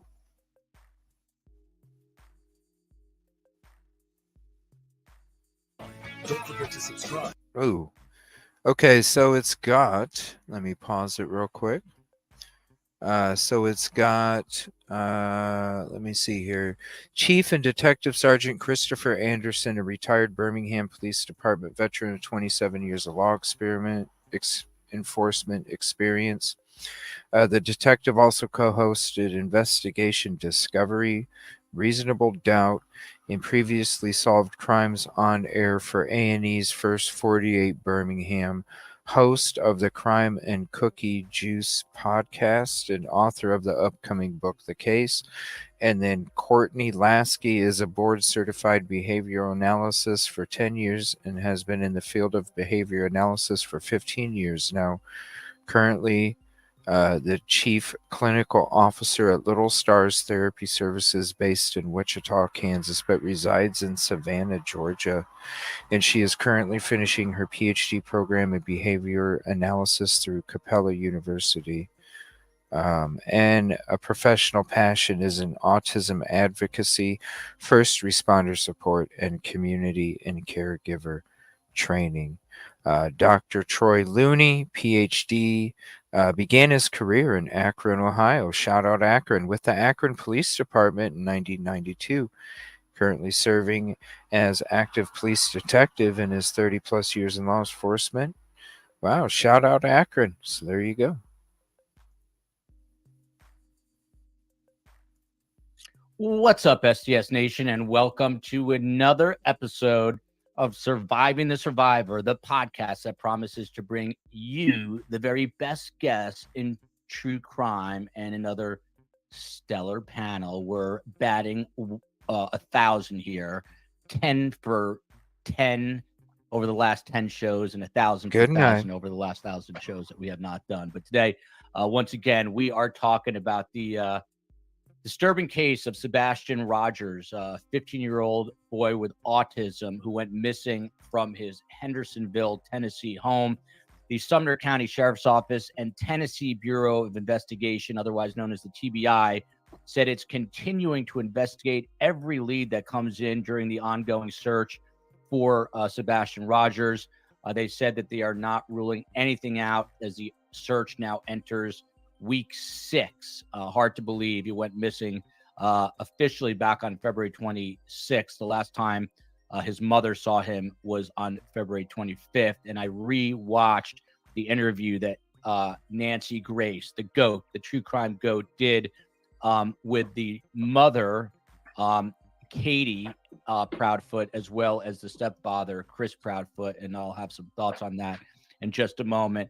We're not supposed to have favorites here at STS, and I treat everyone equally. But the first guest is kind of a favorite of mine. Chief of Detective Sergeant Chris Anderson. He is a retired Birmingham Police Department veteran, 27 years of experience in law enforcement. He also co-hosted Investigation Discovery. That is ID's channel known as Reasonable Doubt. The show is, that is. And he also was featured on A&E's First 48 Birmingham. He's also the host of the Crime and Cookie Juice podcast. That's a cool name. Crime and Cookie Juice podcast. The author of the book, The Case, and Man, You're Crazy. Both of them are out now. And Man, You're Crazy, an important book because it's about, and there you see it right behind him, about the mental health of law enforcement officers. So if you're in law enforcement or know someone who's in law enforcement or care to find out about it, this is a book for you. Man, You Are Crazy. A new guest here at STS, Courtney Lasky. She is a board-certified behavior analyst for 10 years and has been in the field of behavior analysis for 15 years. She is the chief clinical officer of Little Stars Therapy Services based in Wichita, Kansas, although she lives in Savannah, which is a beautiful place. Currently finishing her PhD program in behavior analysis and is basically an expert in autism. So we will pick her brain when it comes to that, as well as parenting, because she has 6 children as part of a blended family.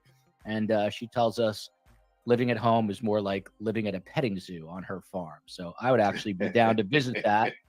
And my kids would be more down than me. What kind of pets do you have there, Courtney? Oh man, we have a whole bunch. We've got chickens, goats, pigs, donkeys, a horse, ducks.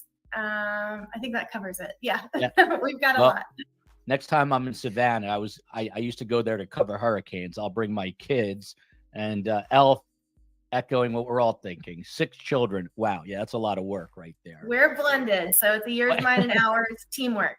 Teamwork. There you go. And then Dr. Detective. You don't hear that all the time. Dr. Detective Troy Looney, PhD. He began his career in Akron, Ohio with the Akron Police Department, and he's still there. He's been there since 92. He's worked as a detective in the homicide unit, major crimes, missing persons. So he's a great guy. He's just getting himself home and in front of the computer, and he's going to join us in just a couple of moments. By the way, let me know if you like hot foods. And I just had from Trader Joe's super spicy cashews. The notorious COE is a big fan of the caliente, of the hot food, and sometimes I like it and sometimes I don't, but I did love those cashews. If you see me doing that Caliente with my lip, CJ. it's because I was eating those cashews. But let me know. There we go. Look at this. Someone is here. I don't care for the super spicy. What's up, It could Tracy? be good. I digress as usual, but now we're back on track. Chief, I cannot help but notice that is a very sharp suit. Are you known? Do people stop you and constantly tell you that you're a great dresser? You know, I do what I can when I can. I do what I Today can. it's I do at what my I can. college. It is Dress for Success Day, so I am the type of person that likes to be the lead. So I tried to dress up a little bit, you know. But I'm comfortable when you and I talk. I usually come in with a t-shirt, maybe a sweatshirt or something like that. That's why I got a match, y'all. My colors got a match. But my just colors give me a got a word. match. I've seen got you a on match. the first 40. You're always dressed up, man. Who knows? I got a match. Chris Anderson, exactly. He's like WTF with the cashews, but who knows? So from an investigative standpoint, this case has been incredibly frustrating. We're into week 6, just surpassed 5 weeks where no one has seen Sebastian Rogers. First and most obvious question, Chief, there's a lot on my mind, and then we'll get into the autism side of it. But time is not a friend in any of these investigations. There's a reason the show you were on was called First 48. After 5 weeks, where are you on the hope level here? So, the kind of mantra of First 48, that was that tagline, if detectives don't solve the case in the first 48 hours, it makes it incredibly more, you decrease the case by more than 50% when you don't have a lead within those first 48 hours. That's absolutely true. I've worked plenty of cases. I'm still investigating cases, or I have, case files that I take a look at every once in a while that I couldn't find something. There are not that many, but I've had a few. So being that we are now 5 weeks in with no real leads in this case, it's time for the investigators to sit back, go back over everything. It's time to start back over, if you will. Go back from the day that you were called to the scene, see if there was anything that you missed, or because you brought in other investigators, seeing if they're going back and reviewing their notes of what was done, and start pinholing those small areas where something more needs to be done. That's what you do as an investigator. I've worked with the TBI, and they are very good at what they do. So if they say they don't have anything, I'm sure they've gone back over this case 2 to 3 times just to see if there's anything else left to do. Where I am on the hope level, I may have said this before on your show. As a father, if this was my child, I want to keep as much hope as possible, because that's the only way that I can survive and keep pushing and looking for my son.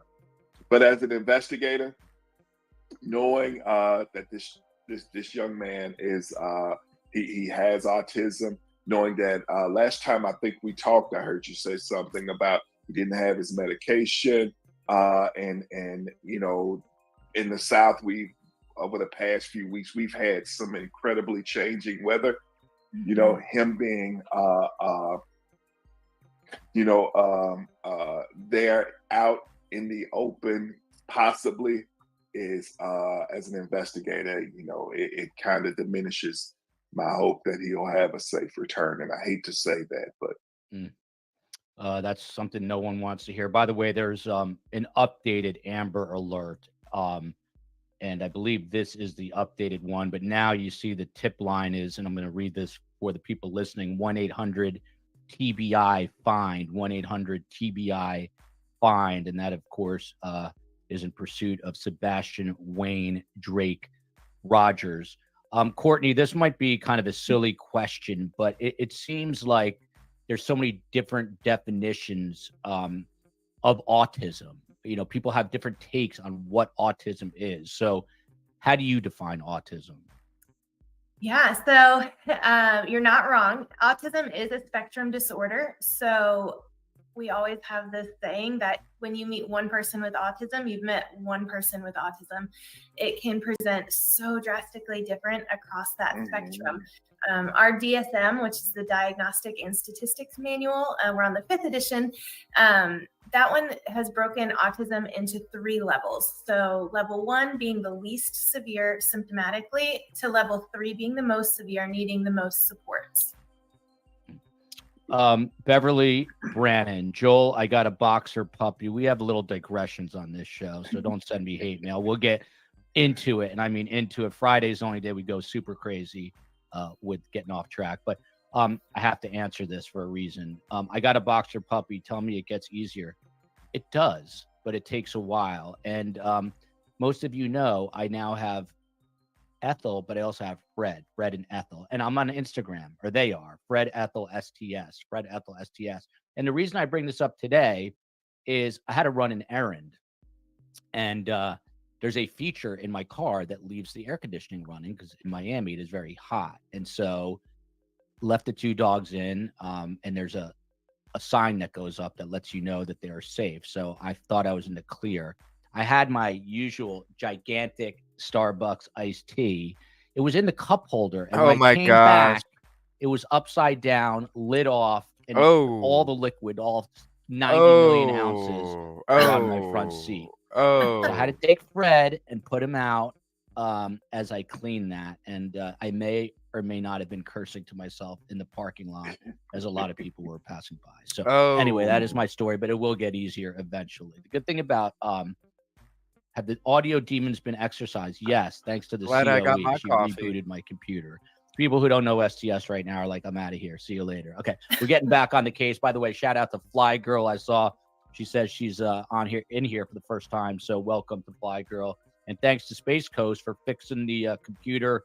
The only problem, Space Coast, now is I'll show you my desktop, which I had just cleared. Get now back to it, bro. 48 million things on my desktop. Oh, my Lord. My OCD, I can't handle that. So come on, man. You're going to have to help me with that, but that's a whole other issue. Come on. So, Chief, back to you before I lose the entire audience. There we go. There was news yesterday, kind of big news, that they found a pair of eyeglasses, and they thought they could be Sebastian's. The flip side of the good news is today they came out and announced definitively they are not his eyeglasses. So what is it like for you as an investigator when you're on a big high-profile case like this and you get what could be evidence only to find out it's not? I mean, what kind of letdown is that for law enforcement? Oh, it's a huge letdown. I mean, when I worked cases, I remember being in those same situations where, for weeks or months, even years, I'd be working tirelessly on a certain case, and then finally something breaks, and it's like a rush, and you go in and you start processing that evidence or looking back at that evidence and seeing how it compares to what you've already done. Now, sometimes that evidence will pan out and it could be the one thing that just breaks your case and you keep moving. But other times you will have that letdown and then it's not a part of your case. And it's disheartening, but in some cases, but for the most part, you as an investigator, that shouldn't stop you from investigating the case. So you shouldn't lose any of that enthusiasm that you had while investigating the case, because that only goes to hurt not only your victim's family, but it hurts your victim also. You got to keep hope alive here that he will be found. And obviously that is a picture of his father who's been searching nonstop. He's got to be mentally, physically exhausted and, basically in despair.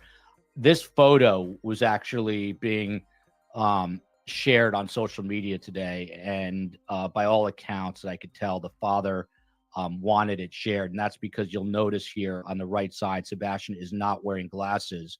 And he looks a little bit different. He looks a does. little bit more mature, a little older, Right. I think. So it's important to see him without his glasses. That is what he looks like. If What's up, anyone, he Anna? could be anywhere at this point, happens to catch a glimpse, obviously, you want to call 1-800-TBI-FIND to let authorities know. Courtney, to you, one thing that's particularly interesting, which caught my attention, again, when I was watching the Nancy Grace interview with the mom and stepdad, is according to them, all his shoes are accounted for. So they say he left or would have left without his shoes. What is a child with autism? How would they react? Would he be uncomfortable or almost incapable of leaving without his shoes? It sounds like this to me is actually one of the biggest puzzles in my mind. So from all I have heard and understand through the parents' reports and interviews that they've done about Sebastian, we know that he had a somewhat traumatic incident for him where he stepped in an ant bed. And ever since then, he refused to go outside without his shoes. Now, when it comes to autistic individuals, we see rigid behaviors as part of that symptomology of autism. The fear of branching out, the fear of breaking routines and structure. So for his shoes to still be remaining in the house, from my perspective, it would have to be something that has drawn him out of the house very quickly in order for him to leave without those shoes, whether it was somebody he trusted or thought he knew that took him out of the house, or whether it was not on his own accord. Right. There you go. Interesting. And that is, again, when I re-listened to that interview, it really struck me. That was a wild interview, by the way. You could see that Nancy Grace was a prosecutor, because she was just, she was like a homicide detective during that interview. She, do you have an alarm? Yes. Who's the manufacturer? Where is it? Do you have a motion sensor? She was asking a million questions. And I kind of think that they were like, what is going on here? But they had answers for just about everything. And it's important to note right now, and this could change, but right now they're saying that they believe no foul play was involved. We'll dig a little deeper into that, but we welcome Dr. Detective Troy Looney from Jenny Price. In cases like this, how much do police keep to themselves, Troy, about who is the subject of interest? Do they ever not tell? Everyone suspects the stepdad due to bizarre interviews and behavior, coupled with this question from the surgeon, from one doctor to another. I heard when law enforcement isn't releasing info, it's likely because they have leads, whereas if law enforcement does release info, it's because they have no leads and need help from the public. How true is that in general in this case? So bottom line is, right now they're publicly saying no foul play involved, but do we really know, Dr. Detective? Oh, we're going to have to get your audio fixed up. We're not hearing you. Uh-oh. That's the COE. I'm going to bounce you out for 1 second. We're going to go to Chris Anderson on that, and we'll come bring you back as soon as the COE handles that. Guy from Akron. What's up, now? Akron? Fires left and right. But, Chief, Akron, what about Ohio. that? I mean, what do we really know and what don't we know? Because you guys in law enforcement don't always release anything. But would you say there's no foul play if perhaps there was foul play? So let me lean in close when I speak to you about this, because I don't want anybody else outside of this room to hear this. No, we never release all of the information that we have when in any investigation. That's an absolute no, because you have to think about it. There will be information, say like the crime scene. There'll be information that of what happened or what we saw on the crime scene that will be that the only person that will know about that information is the person responsible. So why would you tell the person responsible, what you already know? So I'm going to spoon feed whatever information I can release. And she's exactly right. When we don't have anything, we kind of throwing it out there as much as we possibly can, except for, projectile, how many times a person was shot, where exactly a person was shot, or any information that's very, very pertinent that only a suspect would know. Now, when you talk about releasing information, that's I'm sorry, when you talk about releasing pertinent information like there's no foul play, that's a department type practice, because we would never say that there was no foul play until we could actually prove that there was no foul play. If you don't know where Sebastian is right now and can't prove anything, you can't really say whether or not there was any foul play. So my department, we never released information like that. We are still investigating this case as if it's a missing and an endangered person. We are pushing all of our resources towards finding Sebastian Rogers safe as possible. And until the evidence proves otherwise, that's what we're doing. But I've seen this happen in multiple cases. You and I think another case, there have been a couple of cases that you and I have covered, and the police department has stated information like, we don't see any foul play, or this may not be a homicide, and things of that nature, and it turns out it really was. Obviously, time is going to tell here. From the thought criminal, Nancy Grace just reported that Chris Proudfoot, you're seeing in this photo here, the stepfather, said that the Tennessee Bureau of Investigation told him he can't take a polygraph that she has set up for him.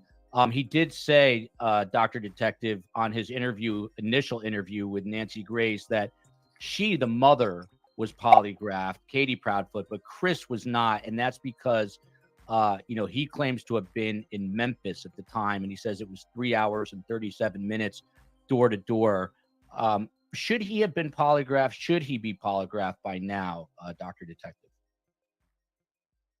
Oh, not hearing him. Are you muted, Troy?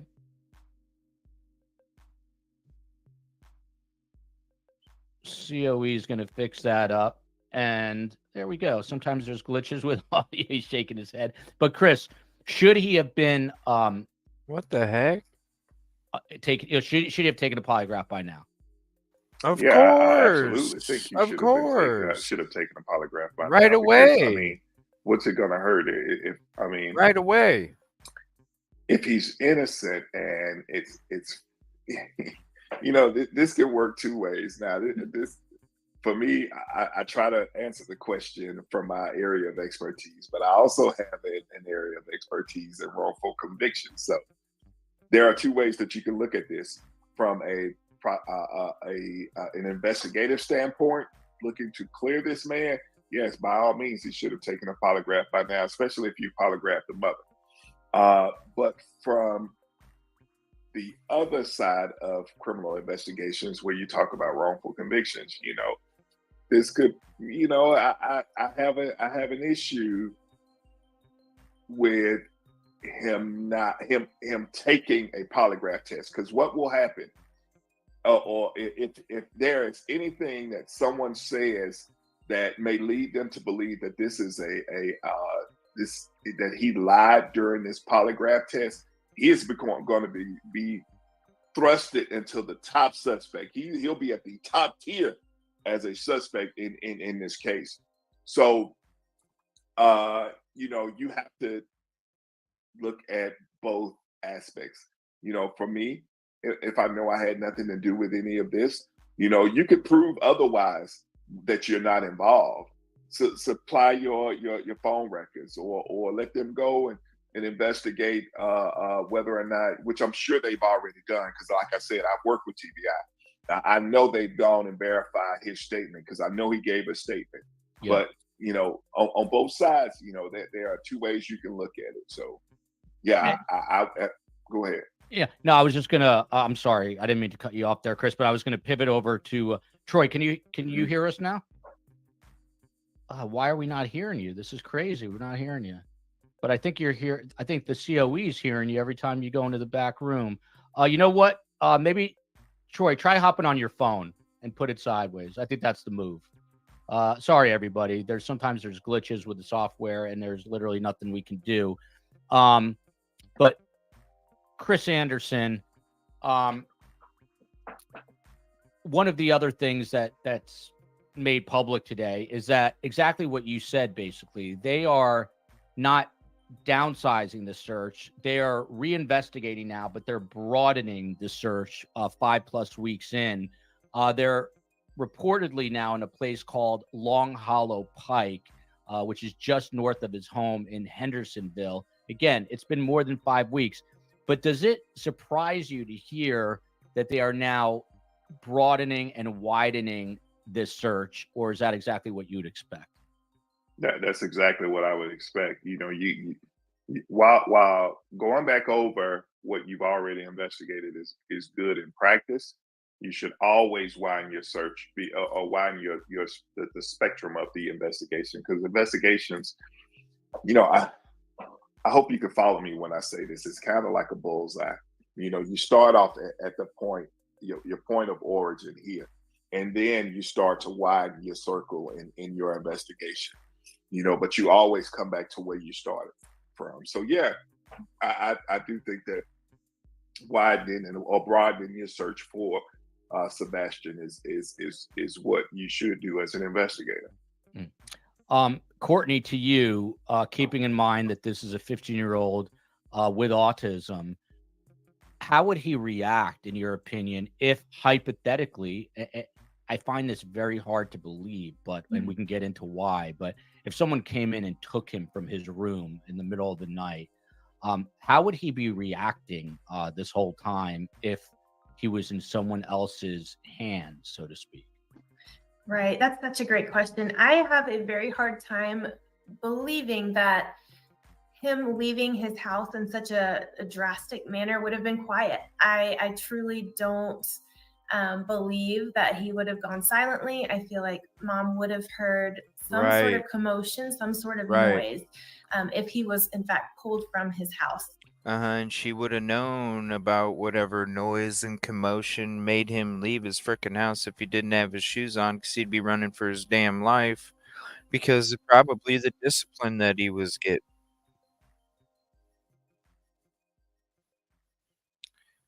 The tag team shit that they had going on right there. Poor kid. You know why he didn't want to go back.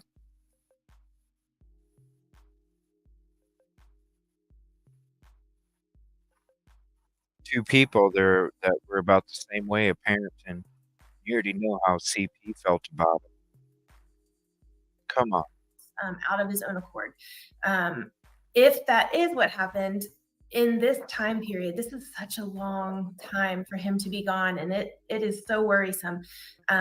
In this time period, there probably would be a flux of emotions that he's going through, ways that he's processing and coping with this situation. I would anticipate seeing a very severe regression in skills. His communication might totally disappear for a little while, especially in the face of trauma. All of his understanding of what's going on, it would be absolutely within reason for him to just not have the skills anymore that he might have worked with coping and all of those things that he might have built over the years. And I've got another question. I'm going to come back to you, and if I forget, remind me to ask you about the dogs, because they have dogs, which I'm curious about as a dog lover. But Tarn is asking, coming in here, have they confirmed those glasses were not his? It's been confirmed that the glasses that they found, which they thought would be a good clue, were not his. We're going to give this another shot with Dr. Detective Troy Looney, who's now on his phone. Let's hope that this works. Dr. Detective, I'm hearing your laugh. That's good. Can you hear me? Good. Yeah. Thank you. So I was asking you, and the chief answered, but do you think by now the stepfather who claims to have been in Memphis, it's always interesting to me because when he was, these are little things, Dr. Detective, and correct me if you're wrong. If I'm wrong, you're never wrong. But if I'm wrong, during the interview with Nancy Grace, when asked where he was that night, he said, I was in Memphis. And she said, oh, you were in Memphis. And he offered up, yeah, it's 3 hours and 37 minutes door to door. Do your ears perk up when you hear something like that because you're offering such precise information about something? I would never say that. I would say I'm 3.5 hours, but he literally said I'm 3 hours and 37 minutes door to door. Is that something, a statement that you go back and look back over, let's say? Yeah, so everything is relevant in terms of the interview, the discussion, the conversation. So to be so precise down to the seconds is a little alarming. I've had other cases similar, whereas the direct statements, the choppy statements, something that would definitely stand out, or maybe cause concern for why so direct, or what are you apprehensive about. So maybe he has that type of personality. So just contingent upon who we're dealing with also. But definitely you would make a mental note of, that type of comment or, statement being made. But Dr. Detective, is it possible that 5+ weeks later, they don't know for 100% sure that he was in Memphis, or would they need to know for 1,000%? I mean, either looking up his, the mileage on his car, whatever they would have to do. At this point, do they know for 100% certainty that he was in Memphis at that time? So again, everything's relevant as far as, forensics and other tools necessary to engage, maybe surveillance, maybe the cell phone positioning, or if he has a phone. Again, there's ways to verify location potentially, or of devices at least. So again, that's contingent upon the continuance of the investigation, whom they talk to. Can he verify his whereabouts, and why would he need to verify whereabouts? So a lot of things come to mind in discussion of, history. Is there a concern for that statement, or why that was being made? So a lot of different variables factor in, and a lot of questions come to mind, or thoughts at least. By the way, if I was ever being interviewed by either Chris or Troy, I'd immediately fess up because they're two nice guys, and who wouldn't want to give them all the information in the world? You don't want to give it to the bad cop. You want to give it to the good cop. So I would definitely be fessing up here. So maybe we need to bring them in. Chris, three comments in a row here for you to kind of chew on. Laura G, it's just odd that there isn't a trace, followed by this one. Maybe they're saying there's no foul play in order to keep possible suspects cooperating. And then here, I'm not going to it's the elephant in the room. Everyone is really, I don't know, curious about the father, apprehensive about the stories he's been giving. So this comment here, L. Rose, Chris Proudfoot, not Anderson, would come home 2 weekends each month. He got called out by Nancy when he claimed he didn't come home till the end of February. He may know more, so he should be polygraphed. It doesn't mean a thing that he was away. Do you agree with that, Chris? Does it not mean anything that he was away? I mean, how could he do this if he was away? Come on. Say it. Do I think that? Say it. It always raises an air of concern for me because I've always been taught that there are no coincidences in homicides. They're not, and we don't. And I'm not saying that this is a homicide by no means, but that would it raise the concerns for me that he just so happened to be out of town during this time? Yes, but I'm going to go and verify. That's why you verify what people are saying. That's why you go with him when he's going to get the camper, right, ladies and gentlemen? You don't just take people at their word, right? Okay, this is what you're saying. Okay, go get your camper and come on back, right? You don't just take people for their word. You go follow them. But this is what the evidence shows, and I'll make my determination from there. I think that was the. I can't even remember what the other questions The, were the other now. one was that, I mean, there literally appears to be no trace. And now I think I remember, Chris, that you were here for the story, because initially there were reports of these 2 flashlights, but it turns out that those flashlights, apparently there's some floodlights just on one side of the house, not on the side of the house that Sebastian, that his room is in. And that's what those lights were. But what about this notion? Is this the case ever in a potentially criminal case where there's just no trace, not a scintilla of evidence that we know of, at least? No, evidence always exists. Always exists. That just what doesn't exist is our ability to find it. Yeah. So yeah, there's always some form of trace evidence because it's way too trace evidence is way too fragile now. You know what doesn't exist. Sometimes we just don't have the ability to find it. I love hearing from these guys. You just heard it firsthand. There's no such thing as no evidence. So even though it appears there's nothing, there is something there in one form or another. Does anyone have the link to the reward for Sebastian COE? Let's see if we can find that.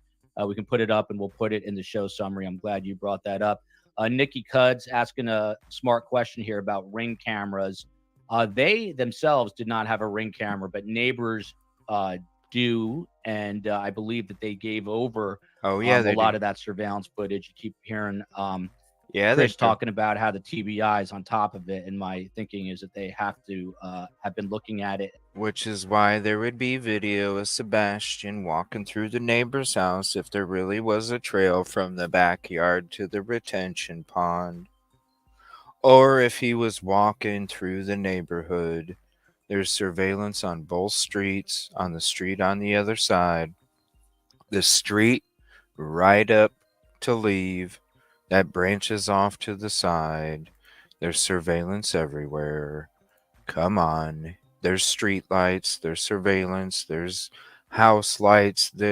He would have been seen on somebody's footage. You would have been able to trace the direction he was going in. Come on. And are re-looking at that closely. Back to the dogs for a minute. So one thing that caught my attention, Courtney, was during the interview, one of the things that Katie Proudfoot, the biological mother, made it a point to bring up was that she, at one point, Chris said to her, and this is interesting, because this must have been on the phone, because there's no way it could have been in person. He did, I do believe he said they were talking on the phone, but told her at one point that night where this all happened on February 25th, tells her, put the dogs away.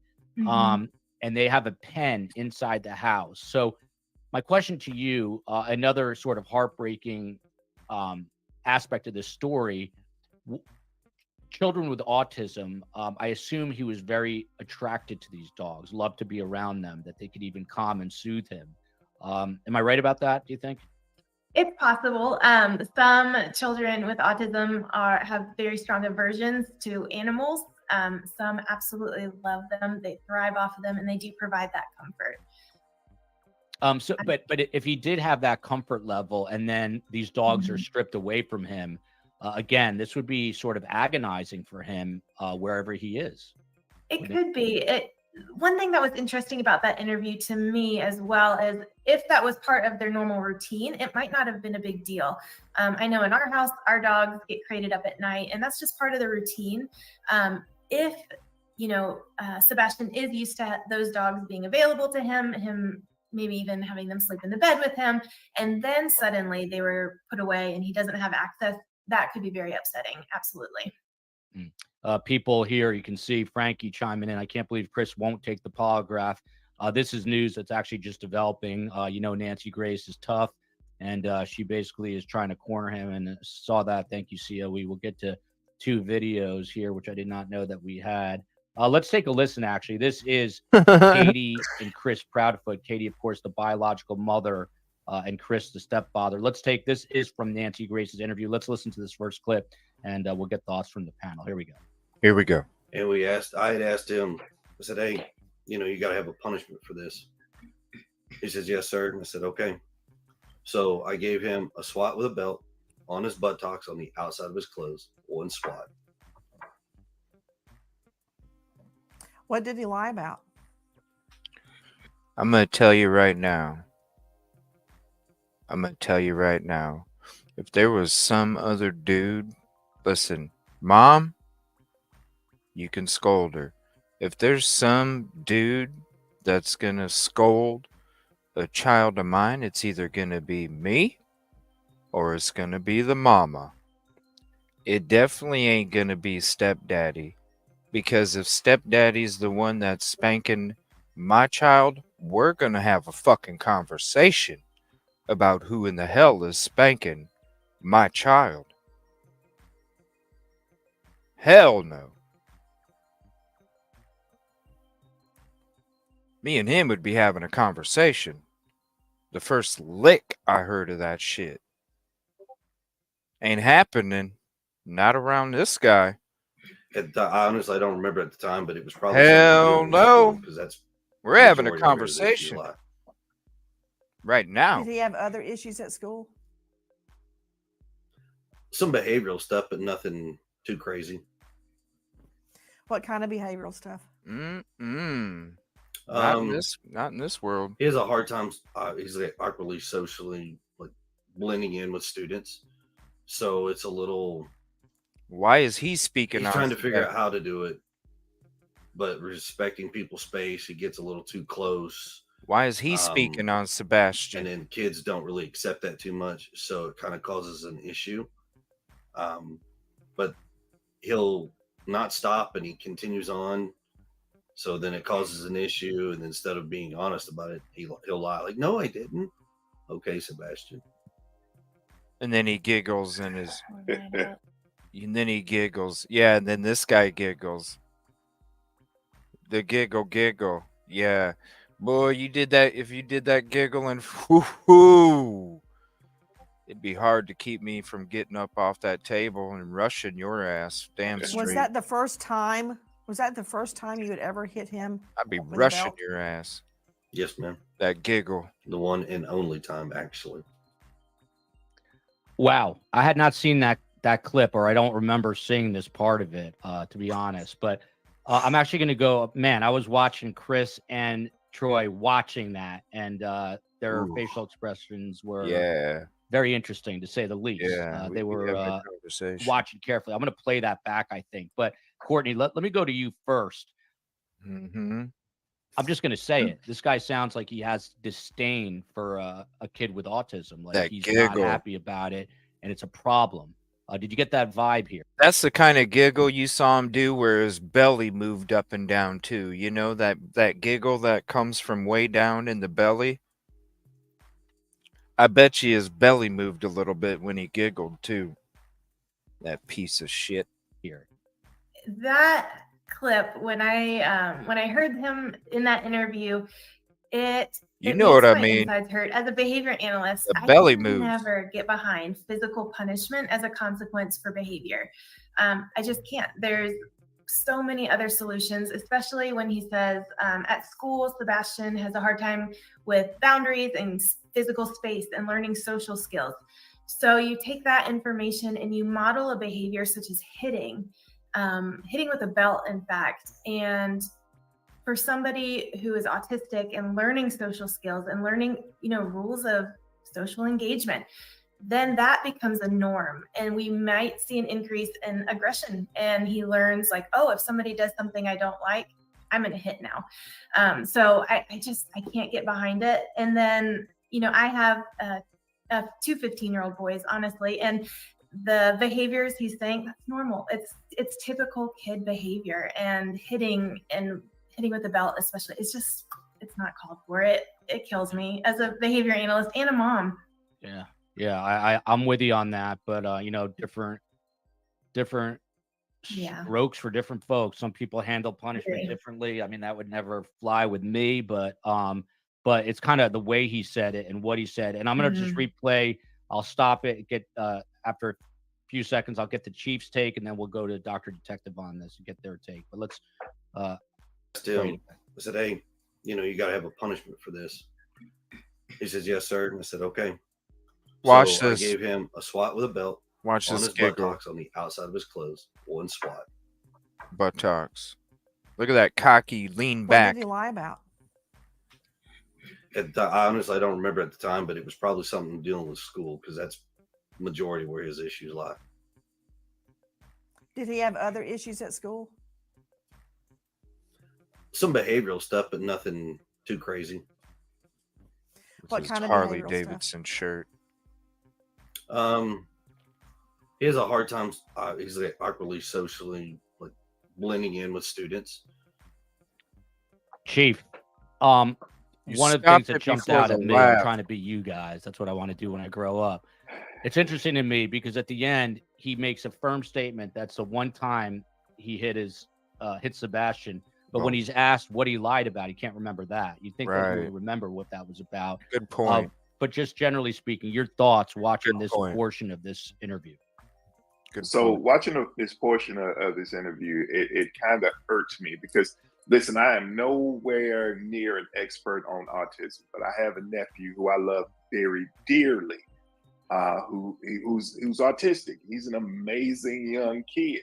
He has no spatial boundaries. Every time I see him, the first thing he does is, "Hey, Uncle Chris," and he's gonna give me a hug. Now, my nephew is 6'3". He's probably close to 250. He's about my size, you know. So, and when he runs and jumps on me like he did when he was 3 or 4 years old. So he he does not understand boundaries, and he doesn't have to understand his boundaries with me because I love it. Now, so that's right. Knowing that is his norm. That is Nicholas's norm. So this may be his stepson's norm. So when I hear that, and I also hear him say that he lies about certain things, to me that's not a lie. That's normal for him. He says, "Well, you're not giving people their space and not giving their boundaries." And no, I didn't. No, he didn't, because that's his normal. So it kind of irks me being the parent of an autistic child. Knowing how their brain, I mean, I know Nicholas has a beautiful mind, but I understand. I just understand who he is. Maybe he does not understand. That doesn't excuse what he's done, because you shouldn't punish somebody for something that he just explained. If it happened the way that he explained, no, you shouldn't punish an autistic child, any child, for that. 100%, especially not with a whip of a belt here. I'm going to play the rest and get the doctor's take on this. So it's a little... Watch this giggle. He's trying to figure out how to do it, but respecting people's space, he gets a little too close. And then kids don't really accept that too much, so it kind of causes an issue. But he'll not stop, and he continues on. So then it causes an issue, and instead of being honest about it, he'll lie. Like, "No, I didn't." Okay, Sebastian. See that giggle? That fucking giggle moves his belly, I guarantee it. Fake ass motorcycle rider. Was that the first time? Was that the? I own a Harley Davidson t-shirt and a chain belt. Yeah. First time you had ever hit him with a belt? Yes, ma'am. The one and only time, actually. Dr. Detective, if you had him in the interview one and and he was telling only. you the story, what would your follow-up question be right now? My ass. So a couple things come to mind. First and foremost, his demeanor, behavior, his being nonchalant and lack of education about autism concerns me. So I would ask questions and inquire about him and mom. You know, is there any kind of counseling that exists, or management system in place, case worker or case manager? I'm not sure the proper term, Courtney, but it concerns me. I'd ask follow-up questions like, you know, how often do you interact, or, you know, who actually does the discipline in the home? Is it just you or just mom, or have you tried any other alternatives for behavior? I think they need a lot of education as far as, you know, how to deal with Sebastian, and, you know, just on an everyday process of understanding why, just like Chris said, why he behaves as such, or, you know, his perspective and his normal. So I would ask additional questions about, you know, how can you not remember such a specific or an important detail about everything that took place, right? And then it takes a lot of compassion across the board. I've said that before. It takes compassion just to deal with anyone on any given day in a normal capacity, but especially with the sensitivity of a child. Obviously, with the situation, he just seems very nonchalant about the situation, what's going on, and his safety, his whereabouts, where is he, what's going on, and what should be done. So, and mom being so stern, she appears to have some kind of fear or maybe a control factor going on with her just not having any expression, any change, any comments at all. So that there's a lot of concerns there about the environment in the home there. This is why I say best guess in all true crime. And this is why I say I'd be a horrible detective, because look how measured Chris and Troy are. They're listening. They're giving him the benefit of the doubt. In my mind, I'm like, this guy hates kids with autism. And plus I had something to do with it, if I'm going to be completely honest. Although, look, this all has to play out. And obviously investigations have to be done. I'm just saying they know what the this hell's is the way up. police work is done, not They know with a what's hothead up. the way I would do it. But anyway, They Courtney, know what's back up. to you. I'm just curious. You kind of talked about this a little bit, but with this sort of behavior and then in return punishment pattern, I can't believe it was just one time. But if this is a pattern, how, in your opinion, would Sebastian be reacting to getting swatted with a belt? So we call it rapport building in our field. You always, somebody actually called it the reinforcement bank account. Whenever you have interactions with somebody, you always want to be building them up and putting some sort of reinforcement into that bank account that we call it. So whether it's like a high five, praise, some sort of small talk, something that's reinforcing for them, we want to do a lot of that. When we turn to punishment procedures or even just stern conversations, things that aren't reinforcing in any way, we start pulling from that bank account. So if this was a pattern of behavior, if this has happened more than once, we'll see that relationship as being strained between Sebastian and Mr. Proudfoot. We would see that limited interaction. I know that Nancy Grace brought up, or I'm sorry, Seth Rogers brought up that the last visit, Sebastian said he didn't want to go back to his mom's house. Now, again, I look at child development, and as a co-parenter, I get it. Those things are common statements. But if this is, in fact, a pattern, you have to look into it. You have to dig deeper as a parent to see what is going on. So I would anticipate their relationship to begin being strained and uncomfortable over time. Now, Chris, I have not verified this, but one shot here saying Chris Proudfoot was on a small channel for 3 hours a week or so before Nancy's interview. He said he hit him because he forgot to put his belt on. Listen to him saying it on Smiley Stories. Never heard of Smiley Stories, but I'll try to find it and listen to it. But if this is true, Chris, he's obviously omitting it for a reason. Does that give you pause for concern? And the question prior to this was a smart one and kind of an obvious one, but how often can you bring this father back in? How would you try to question him in a different way? So my experience, and I read that question beforehand and thought about that answer. So I'll talk about that one first. My when you bring a suspect or a person of interest in too many times, there's only two things that'll happen.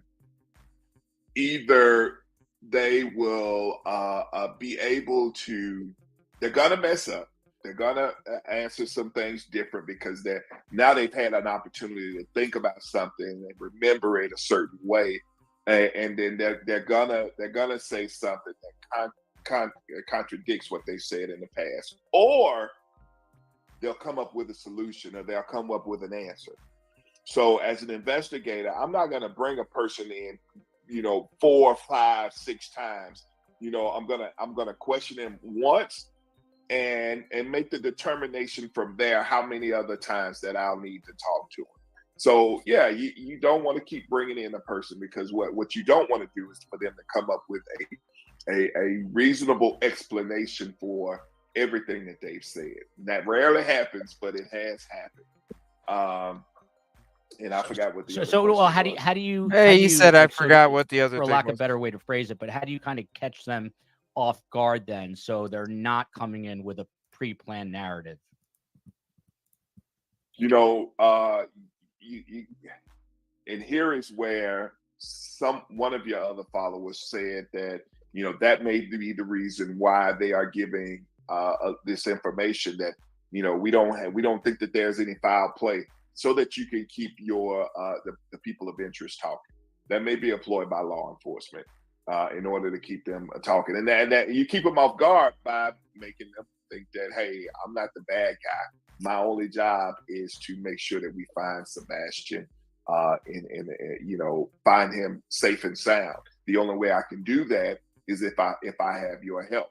But, you know, there are other things that have happened in this case that really raises my concerns about the stepfather and the mother in this case there. And I don't even think we've discussed it yet. But yeah, that there are other things that happen in this that are happening in this case that would concern me. Yeah, and we'll one of them right here. This is one of the questions. I don't mean to cover the good doctor here, but where do the parents live? Dr. Detective Troy Looney, it was made known, I think by law enforcement, that they are now living in Memphis, Tennessee. I cannot wrap my head around that, because if my son, you know, who I love more than anything in the world, we have video about this, okay? COE, we'll bring it up in just 1 second. But what I'm getting at is, I would never leave my house. I would be waiting for my kid to come home. Absolutely. I mean, what kind of red flag is that, Dr. Detective? Absolutely. That stood out to me earlier watching other videos. The fact that they've moved, I mean, how could you move? Why would you not stay put and wait for him to return, even possibly return? So that does raise a huge flag of, you know, why the urgency to move, and what are you trying to cover? So several things stood out to me, just the way mom even spoke and not looking at the camera directly. So that ties all into the rapport, establishing statements, and kind of part of building that rapport, providing themes as to, you know, what was going on. Why would you move? I may even ask that question. So was it an urgency or a sense or a need to move or relocate, especially with this going on right now? So that bothers me. It's a huge concern and red flag.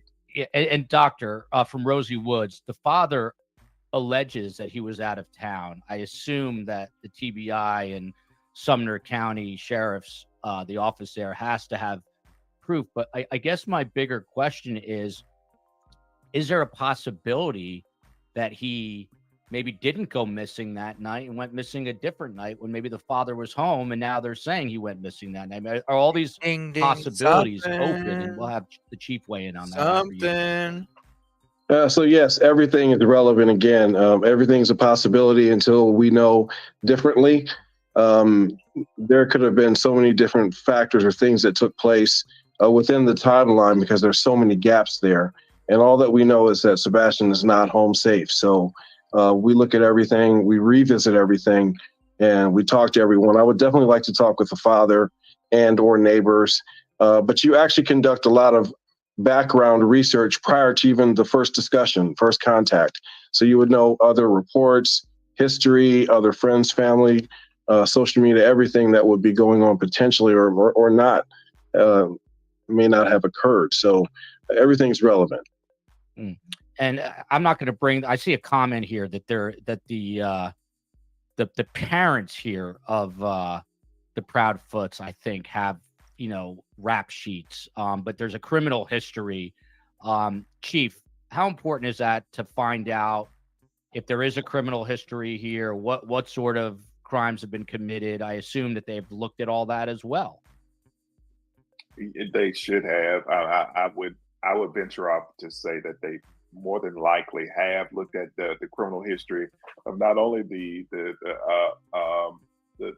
young man's parents, step-parents, and anyone that's connected to them, because it's just like we've said all night, everything is relevant until he is found. So yes, that criminal history, what they've been into, because you may find out that one a party is part of a sex ring. That would be concerning, you know. So yeah, but everything in this investigation is relevant until he's found. Courtney, I don't want to put you on the spot, but I'm about to. I know you've been following this case really closely. I mean, do you have a gut instinct here? And you're a mother, so mothers always have great gut instincts. Is your gut telling you something about what transpired here? I try not to speculate. I support our law enforcement in their investigation, and I never want to contribute to any sort of distractions to that. As a mom, like we said earlier, like as a parent, our hope would be we would never give up. I want hard evidence to make me stop hoping and stop wishing for something positive to happen. As a behavior analyst, I am concerned. I think something tragic has occurred. Yeah. I tend to Speaking agree. facts, and I hope this that's whole not episode, the case. I y'all. just want to underscore this because I can be.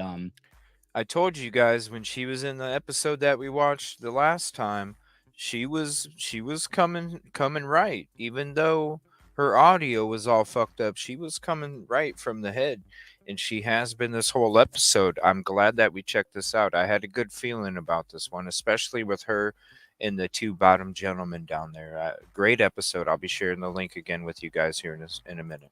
Sarcastic at times. I'm not implicating the father, and the COE did not yell at me to correct this. I'm just saying it from the bottom of my heart. I think there might be a high level of ignorance here in terms of how he handles a child with autism. That doesn't necessarily make him a suspect, a prime suspect, or a criminal, but that is not out of the, off the tables either, because as we know from Chris and Troy, you always have to eliminate the people, and these the stepfather and the mother, I guess publicly, at least for the time being, are not considered suspects, but that could always change. And I think we just have to keep an open mind about all this. And again, there's a chance that this young boy was abducted. You just don't know. So we have to let it play out. That interview just kind of rubbed me the wrong way. And just seeing his demeanor, and also just hearing a young boy getting smacked around with a belt. It's tough to listen to, but let's listen. As the COE says, there's another soundbite. Let's listen to this one. We'll break it down. And I haven't even gotten to some of the news from today, which I'll share after this. I'm going back to work. You're going back to work. What about you, Miss Proudfoot?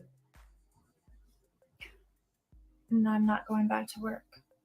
Not yet, at least. Did you leave the home also, Miss Proudfoot? Yes, ma'am. Why? To accompany my husband going back to work, and then I'm coming back. Okay, when will you be back? Do you know yet? No, not yet. Are you concerned about being away while the search is ongoing? Absolutely, I am. Then why are you going? Because my son could be anywhere, and we're looking everywhere and anywhere.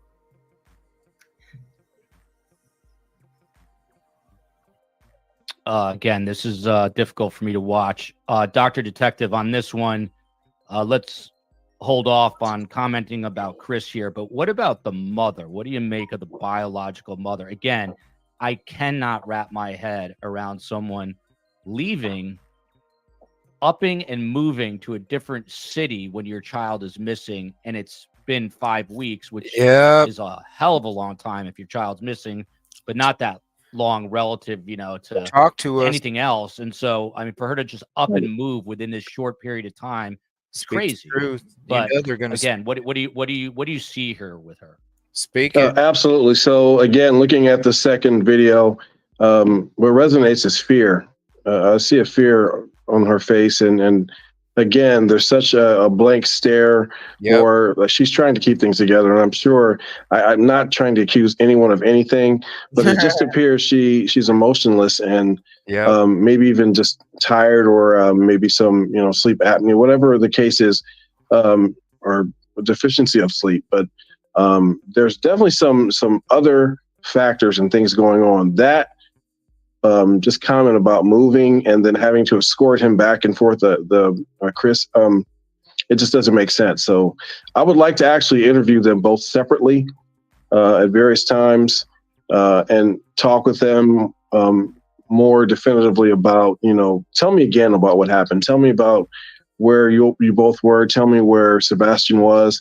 What kind of things were going on before him going missing. Yeah. So I would talk with them separately in separate different rooms where they would have to repeat, what they've stated. And again, Yeah, is it the same story from both of y'all when you're separate? I mean, come on.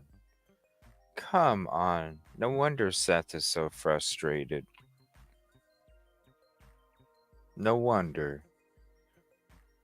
Yeah.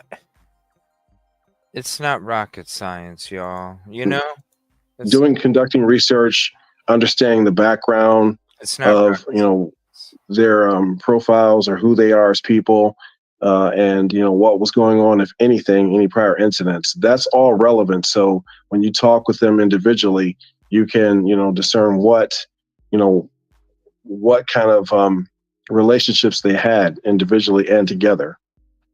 I just want to play this one more time, mainly because I'm fascinated by the body language or lack thereof here. And Dr. Detective just said she's emotionless, which is a great. And why aren't they saying anything about he's speaking about Sebastian, not the mom?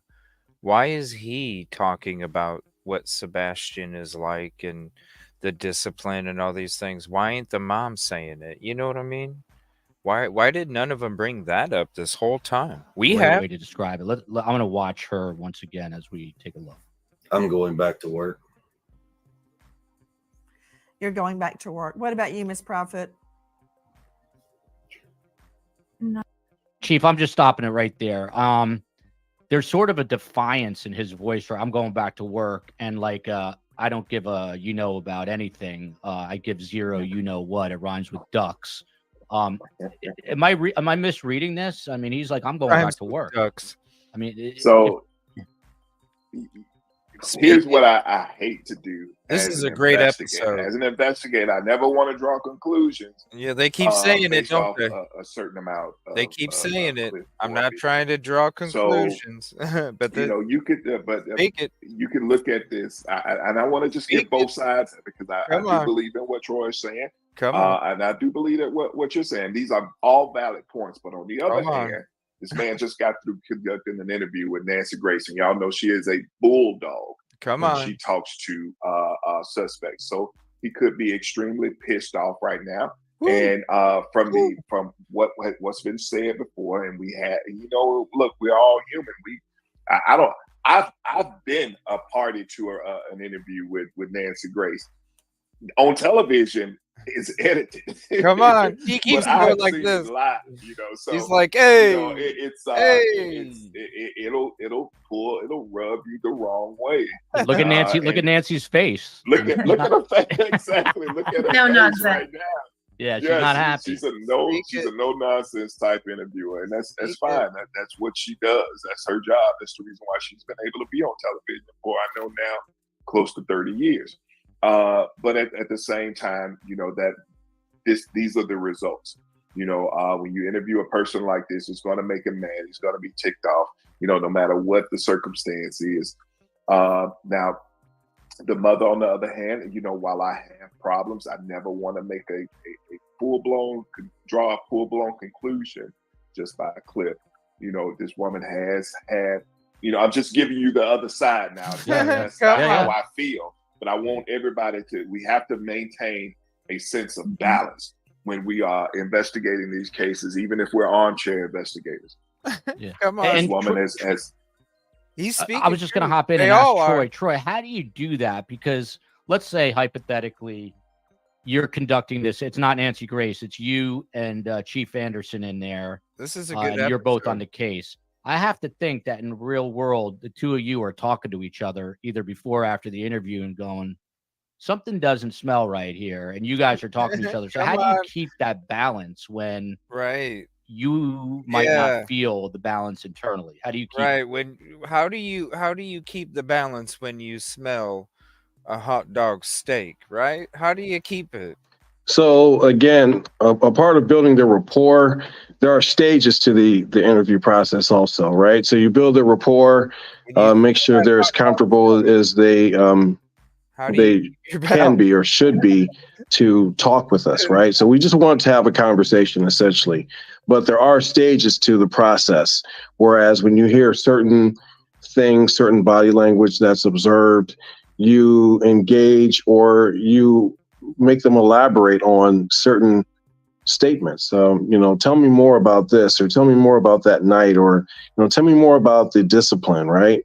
Have you ever not used the belt, and or if you just can't remember? So again, that's a part of theme building. That's a part of building the process. But there is a time, if you have evidence to show something happened, that you confront them with that. That is a part of the evidence process and interview skills that we've developed and been trained in. So again, it is a conversation, maybe the entire time, and you still obtain the information you're trying to discover or uncover. And I always learn a lot from both these guys, and of course today from Courtney as well. But Courtney, you know what? Let's play out this portion of the interview since you are an analyst of behavior. Literally, let's get your take on what you're seeing the rest of the way here. I'm not going back to work.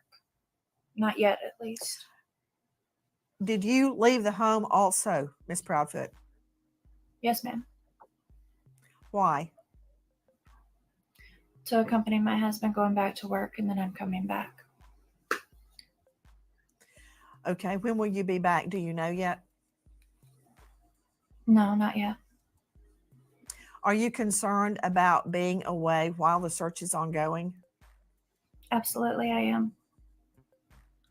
Then why are you going? Because my son could be anywhere, and we're looking everywhere and anywhere.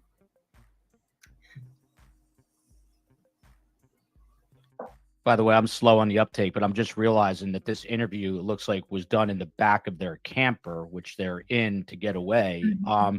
But Courtney, your thoughts just watching this? Yes, so I've got a couple of thoughts. First, in regards to Mom's response and just her appearance during this interview, my gut, as far as like devil's advocate goes as well, autism, there's a genetic factor to it. I don't know Mom's typical demeanor. I don't know what she is like outside of this very, very stress-inducing situation. However, there might be a lack of emotional affect that's normal for her. This flat affect, emotionless. To me, my instinct was, I wonder how much. Did you see the first? I'm sorry, you've been great this whole time. Did you see the first interview? Because she looked totally different from the first interview to this one. Totally different. The first one, she looked scared as hell. Somebody was gonna, scared as hell. Now she looks like she has no emotion. You go from one extreme to the other in two interviews.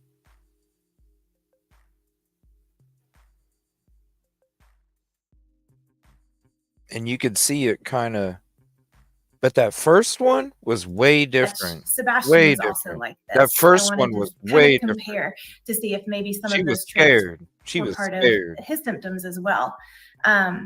Another thing, backing up just a little bit, talking about behavioral patterns, this really stood out to me when we. Yeah, like when you could see it progressively get to here, it does look like there was some kind of medication involved, like she was medicated for whatever. You know what I mean? The prescribed medication that you could see from the first one, she was scared as hell. And then you watch each one after that, and you can see the progression to where you get right here. You could see the progression of it. So that's why I've said the last, month, it's like, well, she must be on some sort of medication. I mean, think about it. There are doctors, you are going through something, you're going to get prescribed something. But damn. Maybe that's why he's answering most of the questions, because hell, you all saw Mike Tyson when he was heavily medicated. Who was that? Barbara Walters, or Diane Sawyer when he interviewed with Robin Givens. The dude was just like a deer in headlights. Dude, Tyson was just a deer in headlights. It was nuts. It can do some crazy shit. We were discussing Chris Proudfoot and his defensive kind of response, knowing that he has been interrogated in the past for different criminal things that are occurring. He might be defensive. He might be on the defense. He might know that, hey, I've got to be very specific in my responses. I have to be very clear and concise in my responses. And so that could be part of the reaction that we're seeing.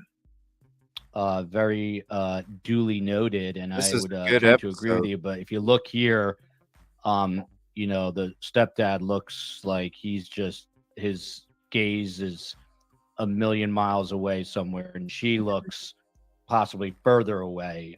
So it's concerning. I'll put it that way. It is definitely, at least to me, who's no detective, but it is concerning to me.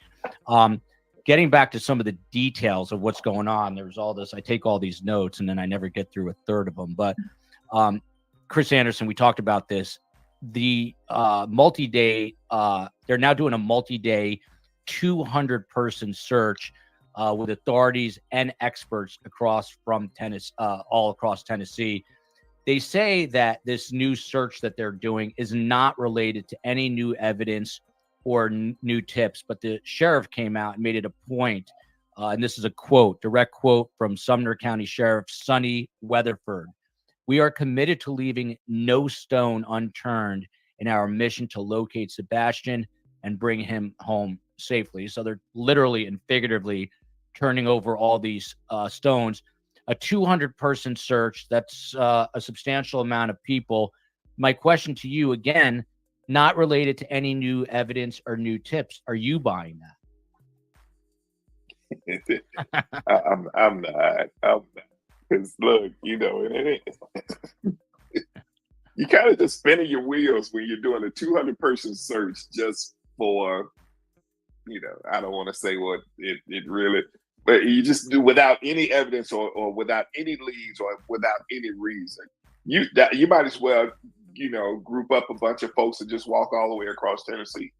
I mean, so no, I'm not buying that. That's got to be something that led them to look at this particular area for Sebastian or finding evidence. It's got to be something, because we don't really do that. You know, you don't, unless that area that's got to be some sort of connective tissue in this investigation that leads them to this area.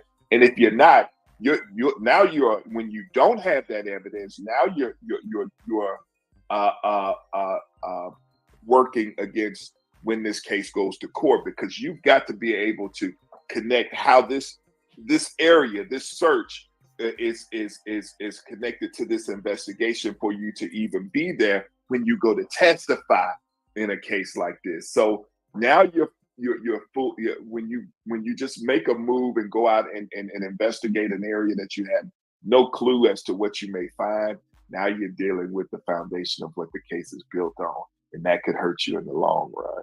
So no, I don't buy that they have absolutely nothing at all. I'm glad to hear you say that. It makes me feel less crazy. Bridget Blaine here. First time on the stream, have subbed. Thank you so much. Enjoying a well-balanced stream and a great panel. We do have the best guests in all of true crime. There's no doubt about that. Dr. Detective, I got to ask you about this. I don't want to ever cast aspersions. You never know what's going on in people's personal lives. However, if there's a missing child, do you need to ask Chris Proudfoot why he was married 5 times, or maybe the ex-wives? Was he very controlling? Was there ever any violence in the home? I mean, do you need to ask these questions and find out? Because that isn't, I was going to say, even for Larry King, may he rest in peace, but he was married 7 times. So, but it's a lot of times to be married 5 times. So you want to dig into that and find out what's going on there.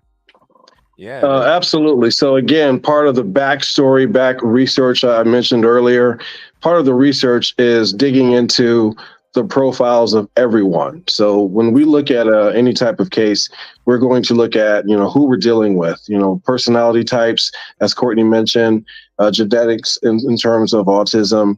With Chris, past relationships, past reports, past criminal history, if any, as you mentioned, for both, for him and mom, right? And any occurrences, any police reports, any even just calls for service, right? It doesn't have to necessarily be an actual incident, but his demeanor, it highlights or creates a red flag for me of, violence. If he has been interviewed, even if he was interviewed by Nancy Grace and he was upset about it, at this point, so what, right? This is about Sebastian, right? So I would like to get up close and personal in the interview room and talk with him. And, still with compassion, of course, but it needs to be, the focus needs to be on, Sebastian right now. And as Chris mentioned, a wide search is definitely a part of, the necessity. But again, I think we all can agree there are missing parts with the parents that are standing out. They're missing pieces that are not being said. There's things that clearly don't add up with the statements and behavior. So I would dial back to that again. And again, part of the research, as I mentioned, you're going to prepare yourself with as much information that you can before discussion with them. Yep. A few more minutes, a few more questions, and I got to let this esteemed panel go. This is an interesting comment from Rebecca Mattis. Why does Chris Proudfoot only interview with women on YouTube? Chris, you have an open invite here. Man, I would love to interview him and the biological mother. Is that true? And I know Steve Cohen is working on that behind the scenes. But I would love to interview you. Love to hear more about your wow, I didn't relationship know that. with Sebastian and what you think transpired over that weekend. So, and if anyone has a connection, let them know. survivingthesurvivor@gmail. The mom is scared. That's what the surgeon is saying here. Just dealing with some housekeeping in terms of information that was released today. They updated the Amber Alert that was issued. One of the, I think a person with a TBI came out and said, please be aware that a lot of false information is being posted through multiple social media channels. They also went on to say that helicopters, drones, search and rescue dogs, and massive search parties. We just heard about the 200 person search party are out and about trying to find them.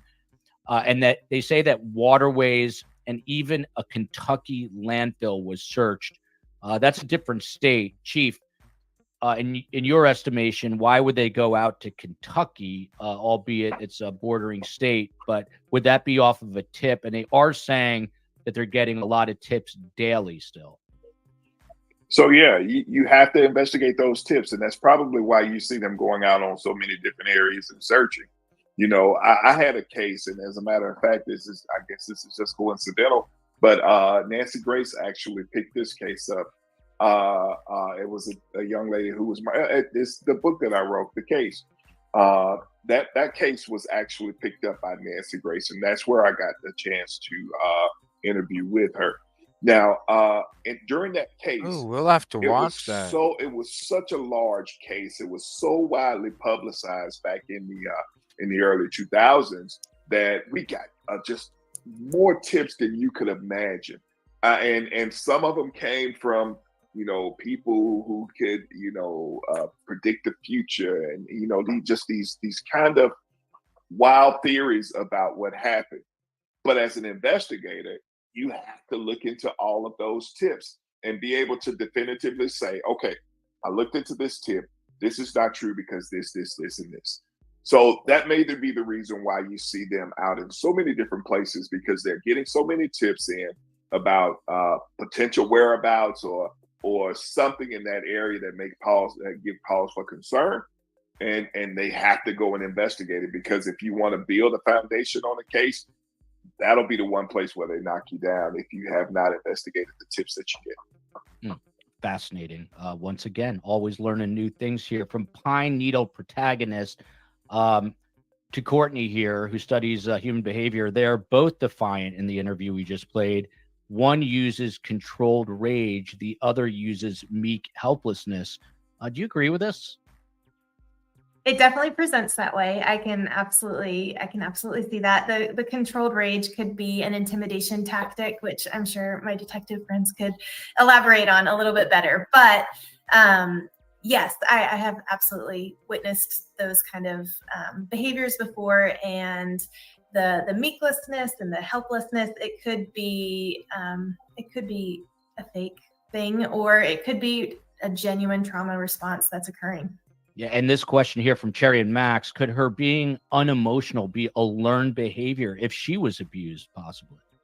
Of course, Yes, of course. that is a very, very common trauma response. So it could be trauma from.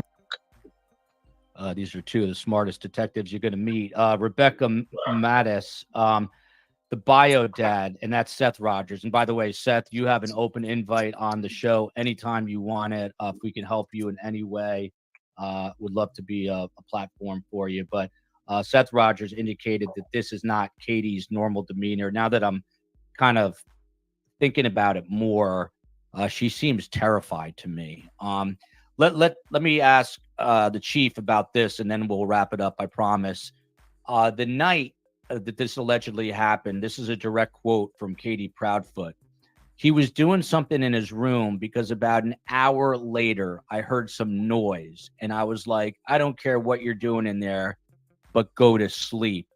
Nancy sort of pressed him a little bit about this noise, about the noise. She didn't have an answer.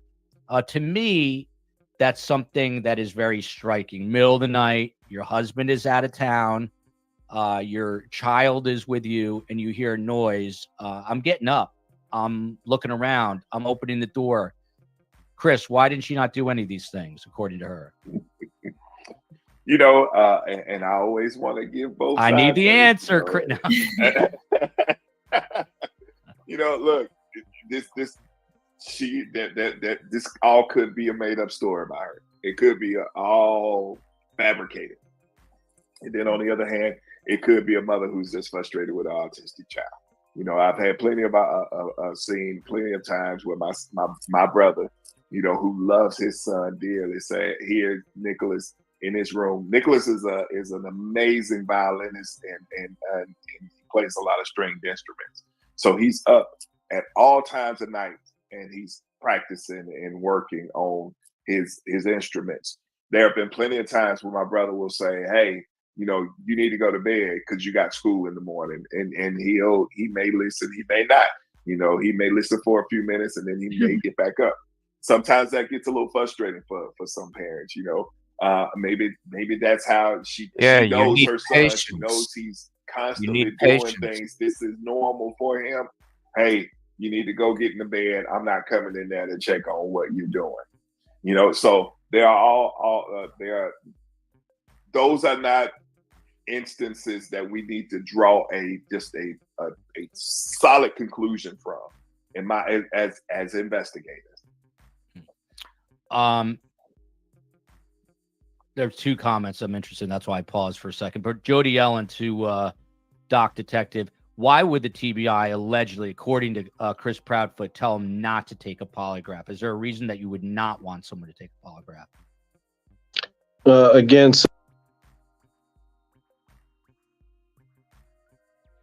at midnight when he's supposed to be asleep, what did you do? And figure out what she did from there. The behavior analysis for 15 years, and she's the chief clinical officer of a Little Stars Therapy, which is actually in Wichita, but she's smart and lives in, nothing wrong with Wichita, but she lives in Savannah, Georgia, where I've been many times, at least probably a half a dozen times, and most of them to cover hurricanes. So that wasn't always the most fun, but she's currently finishing her PhD program. What about that comment that we haven't seen a photo of him with the stepfather? Does that raise any flags for you at all? And just your final thoughts here, Courtney. Oh, come on. No, it doesn't actually raise any red flags to me. You know, assist and delegate certain clues and leads to follow up on, and then you dial back and have a sit down discussion with your partners and colleagues to say, hey, what are we missing? Are we missing anything? What can we do better? What can we do to find him? And figure this out. So again, not criticizing any investigation, any part of the investigation or investigators or any part of the team. It's just, we're speculating and just kind of chiming in on things. But again, final thoughts are, just want him, I always think optimistically, I want him to be found safe and back home. Speaking about being found safe, there's 2 missing moms in Oklahoma. And that is a case that has a lot of people baffled. We're going to cover that case. Okay. And we'll be getting into that case here in the near future as well. What an episode. I'm going to go ahead and drop the link as we end the show. Look for some more videos to be dropping tomorrow if you didn't check out the ones earlier today. We're going to have some good ones drop for you tomorrow, some more of them dropping, and we'll be back tomorrow night as well. Come hang out with us over at Brittany's channel. And if you're not sub, definitely go sub. We're going to go over there here next as we end this show. Again, here's the link to this episode. I had a really good feeling about this one, and I'm glad that we watched it together tonight because very interesting. And this is the stuff that we've been feeling and thinking this whole time. And it's nice that people of this stature can sit here and be like, hey, I'm not trying, but hey, right? Hope you all have a good night if we don't see you at Brittany's. If not, we'll see you tomorrow. Double check. There's going to be more videos for you dropping. Thank you all for your peace, positivity, and progress. And hope you have a peaceful and positive night. Appreciate you very much. And thank you for being a part of the community. We'll see you tomorrow.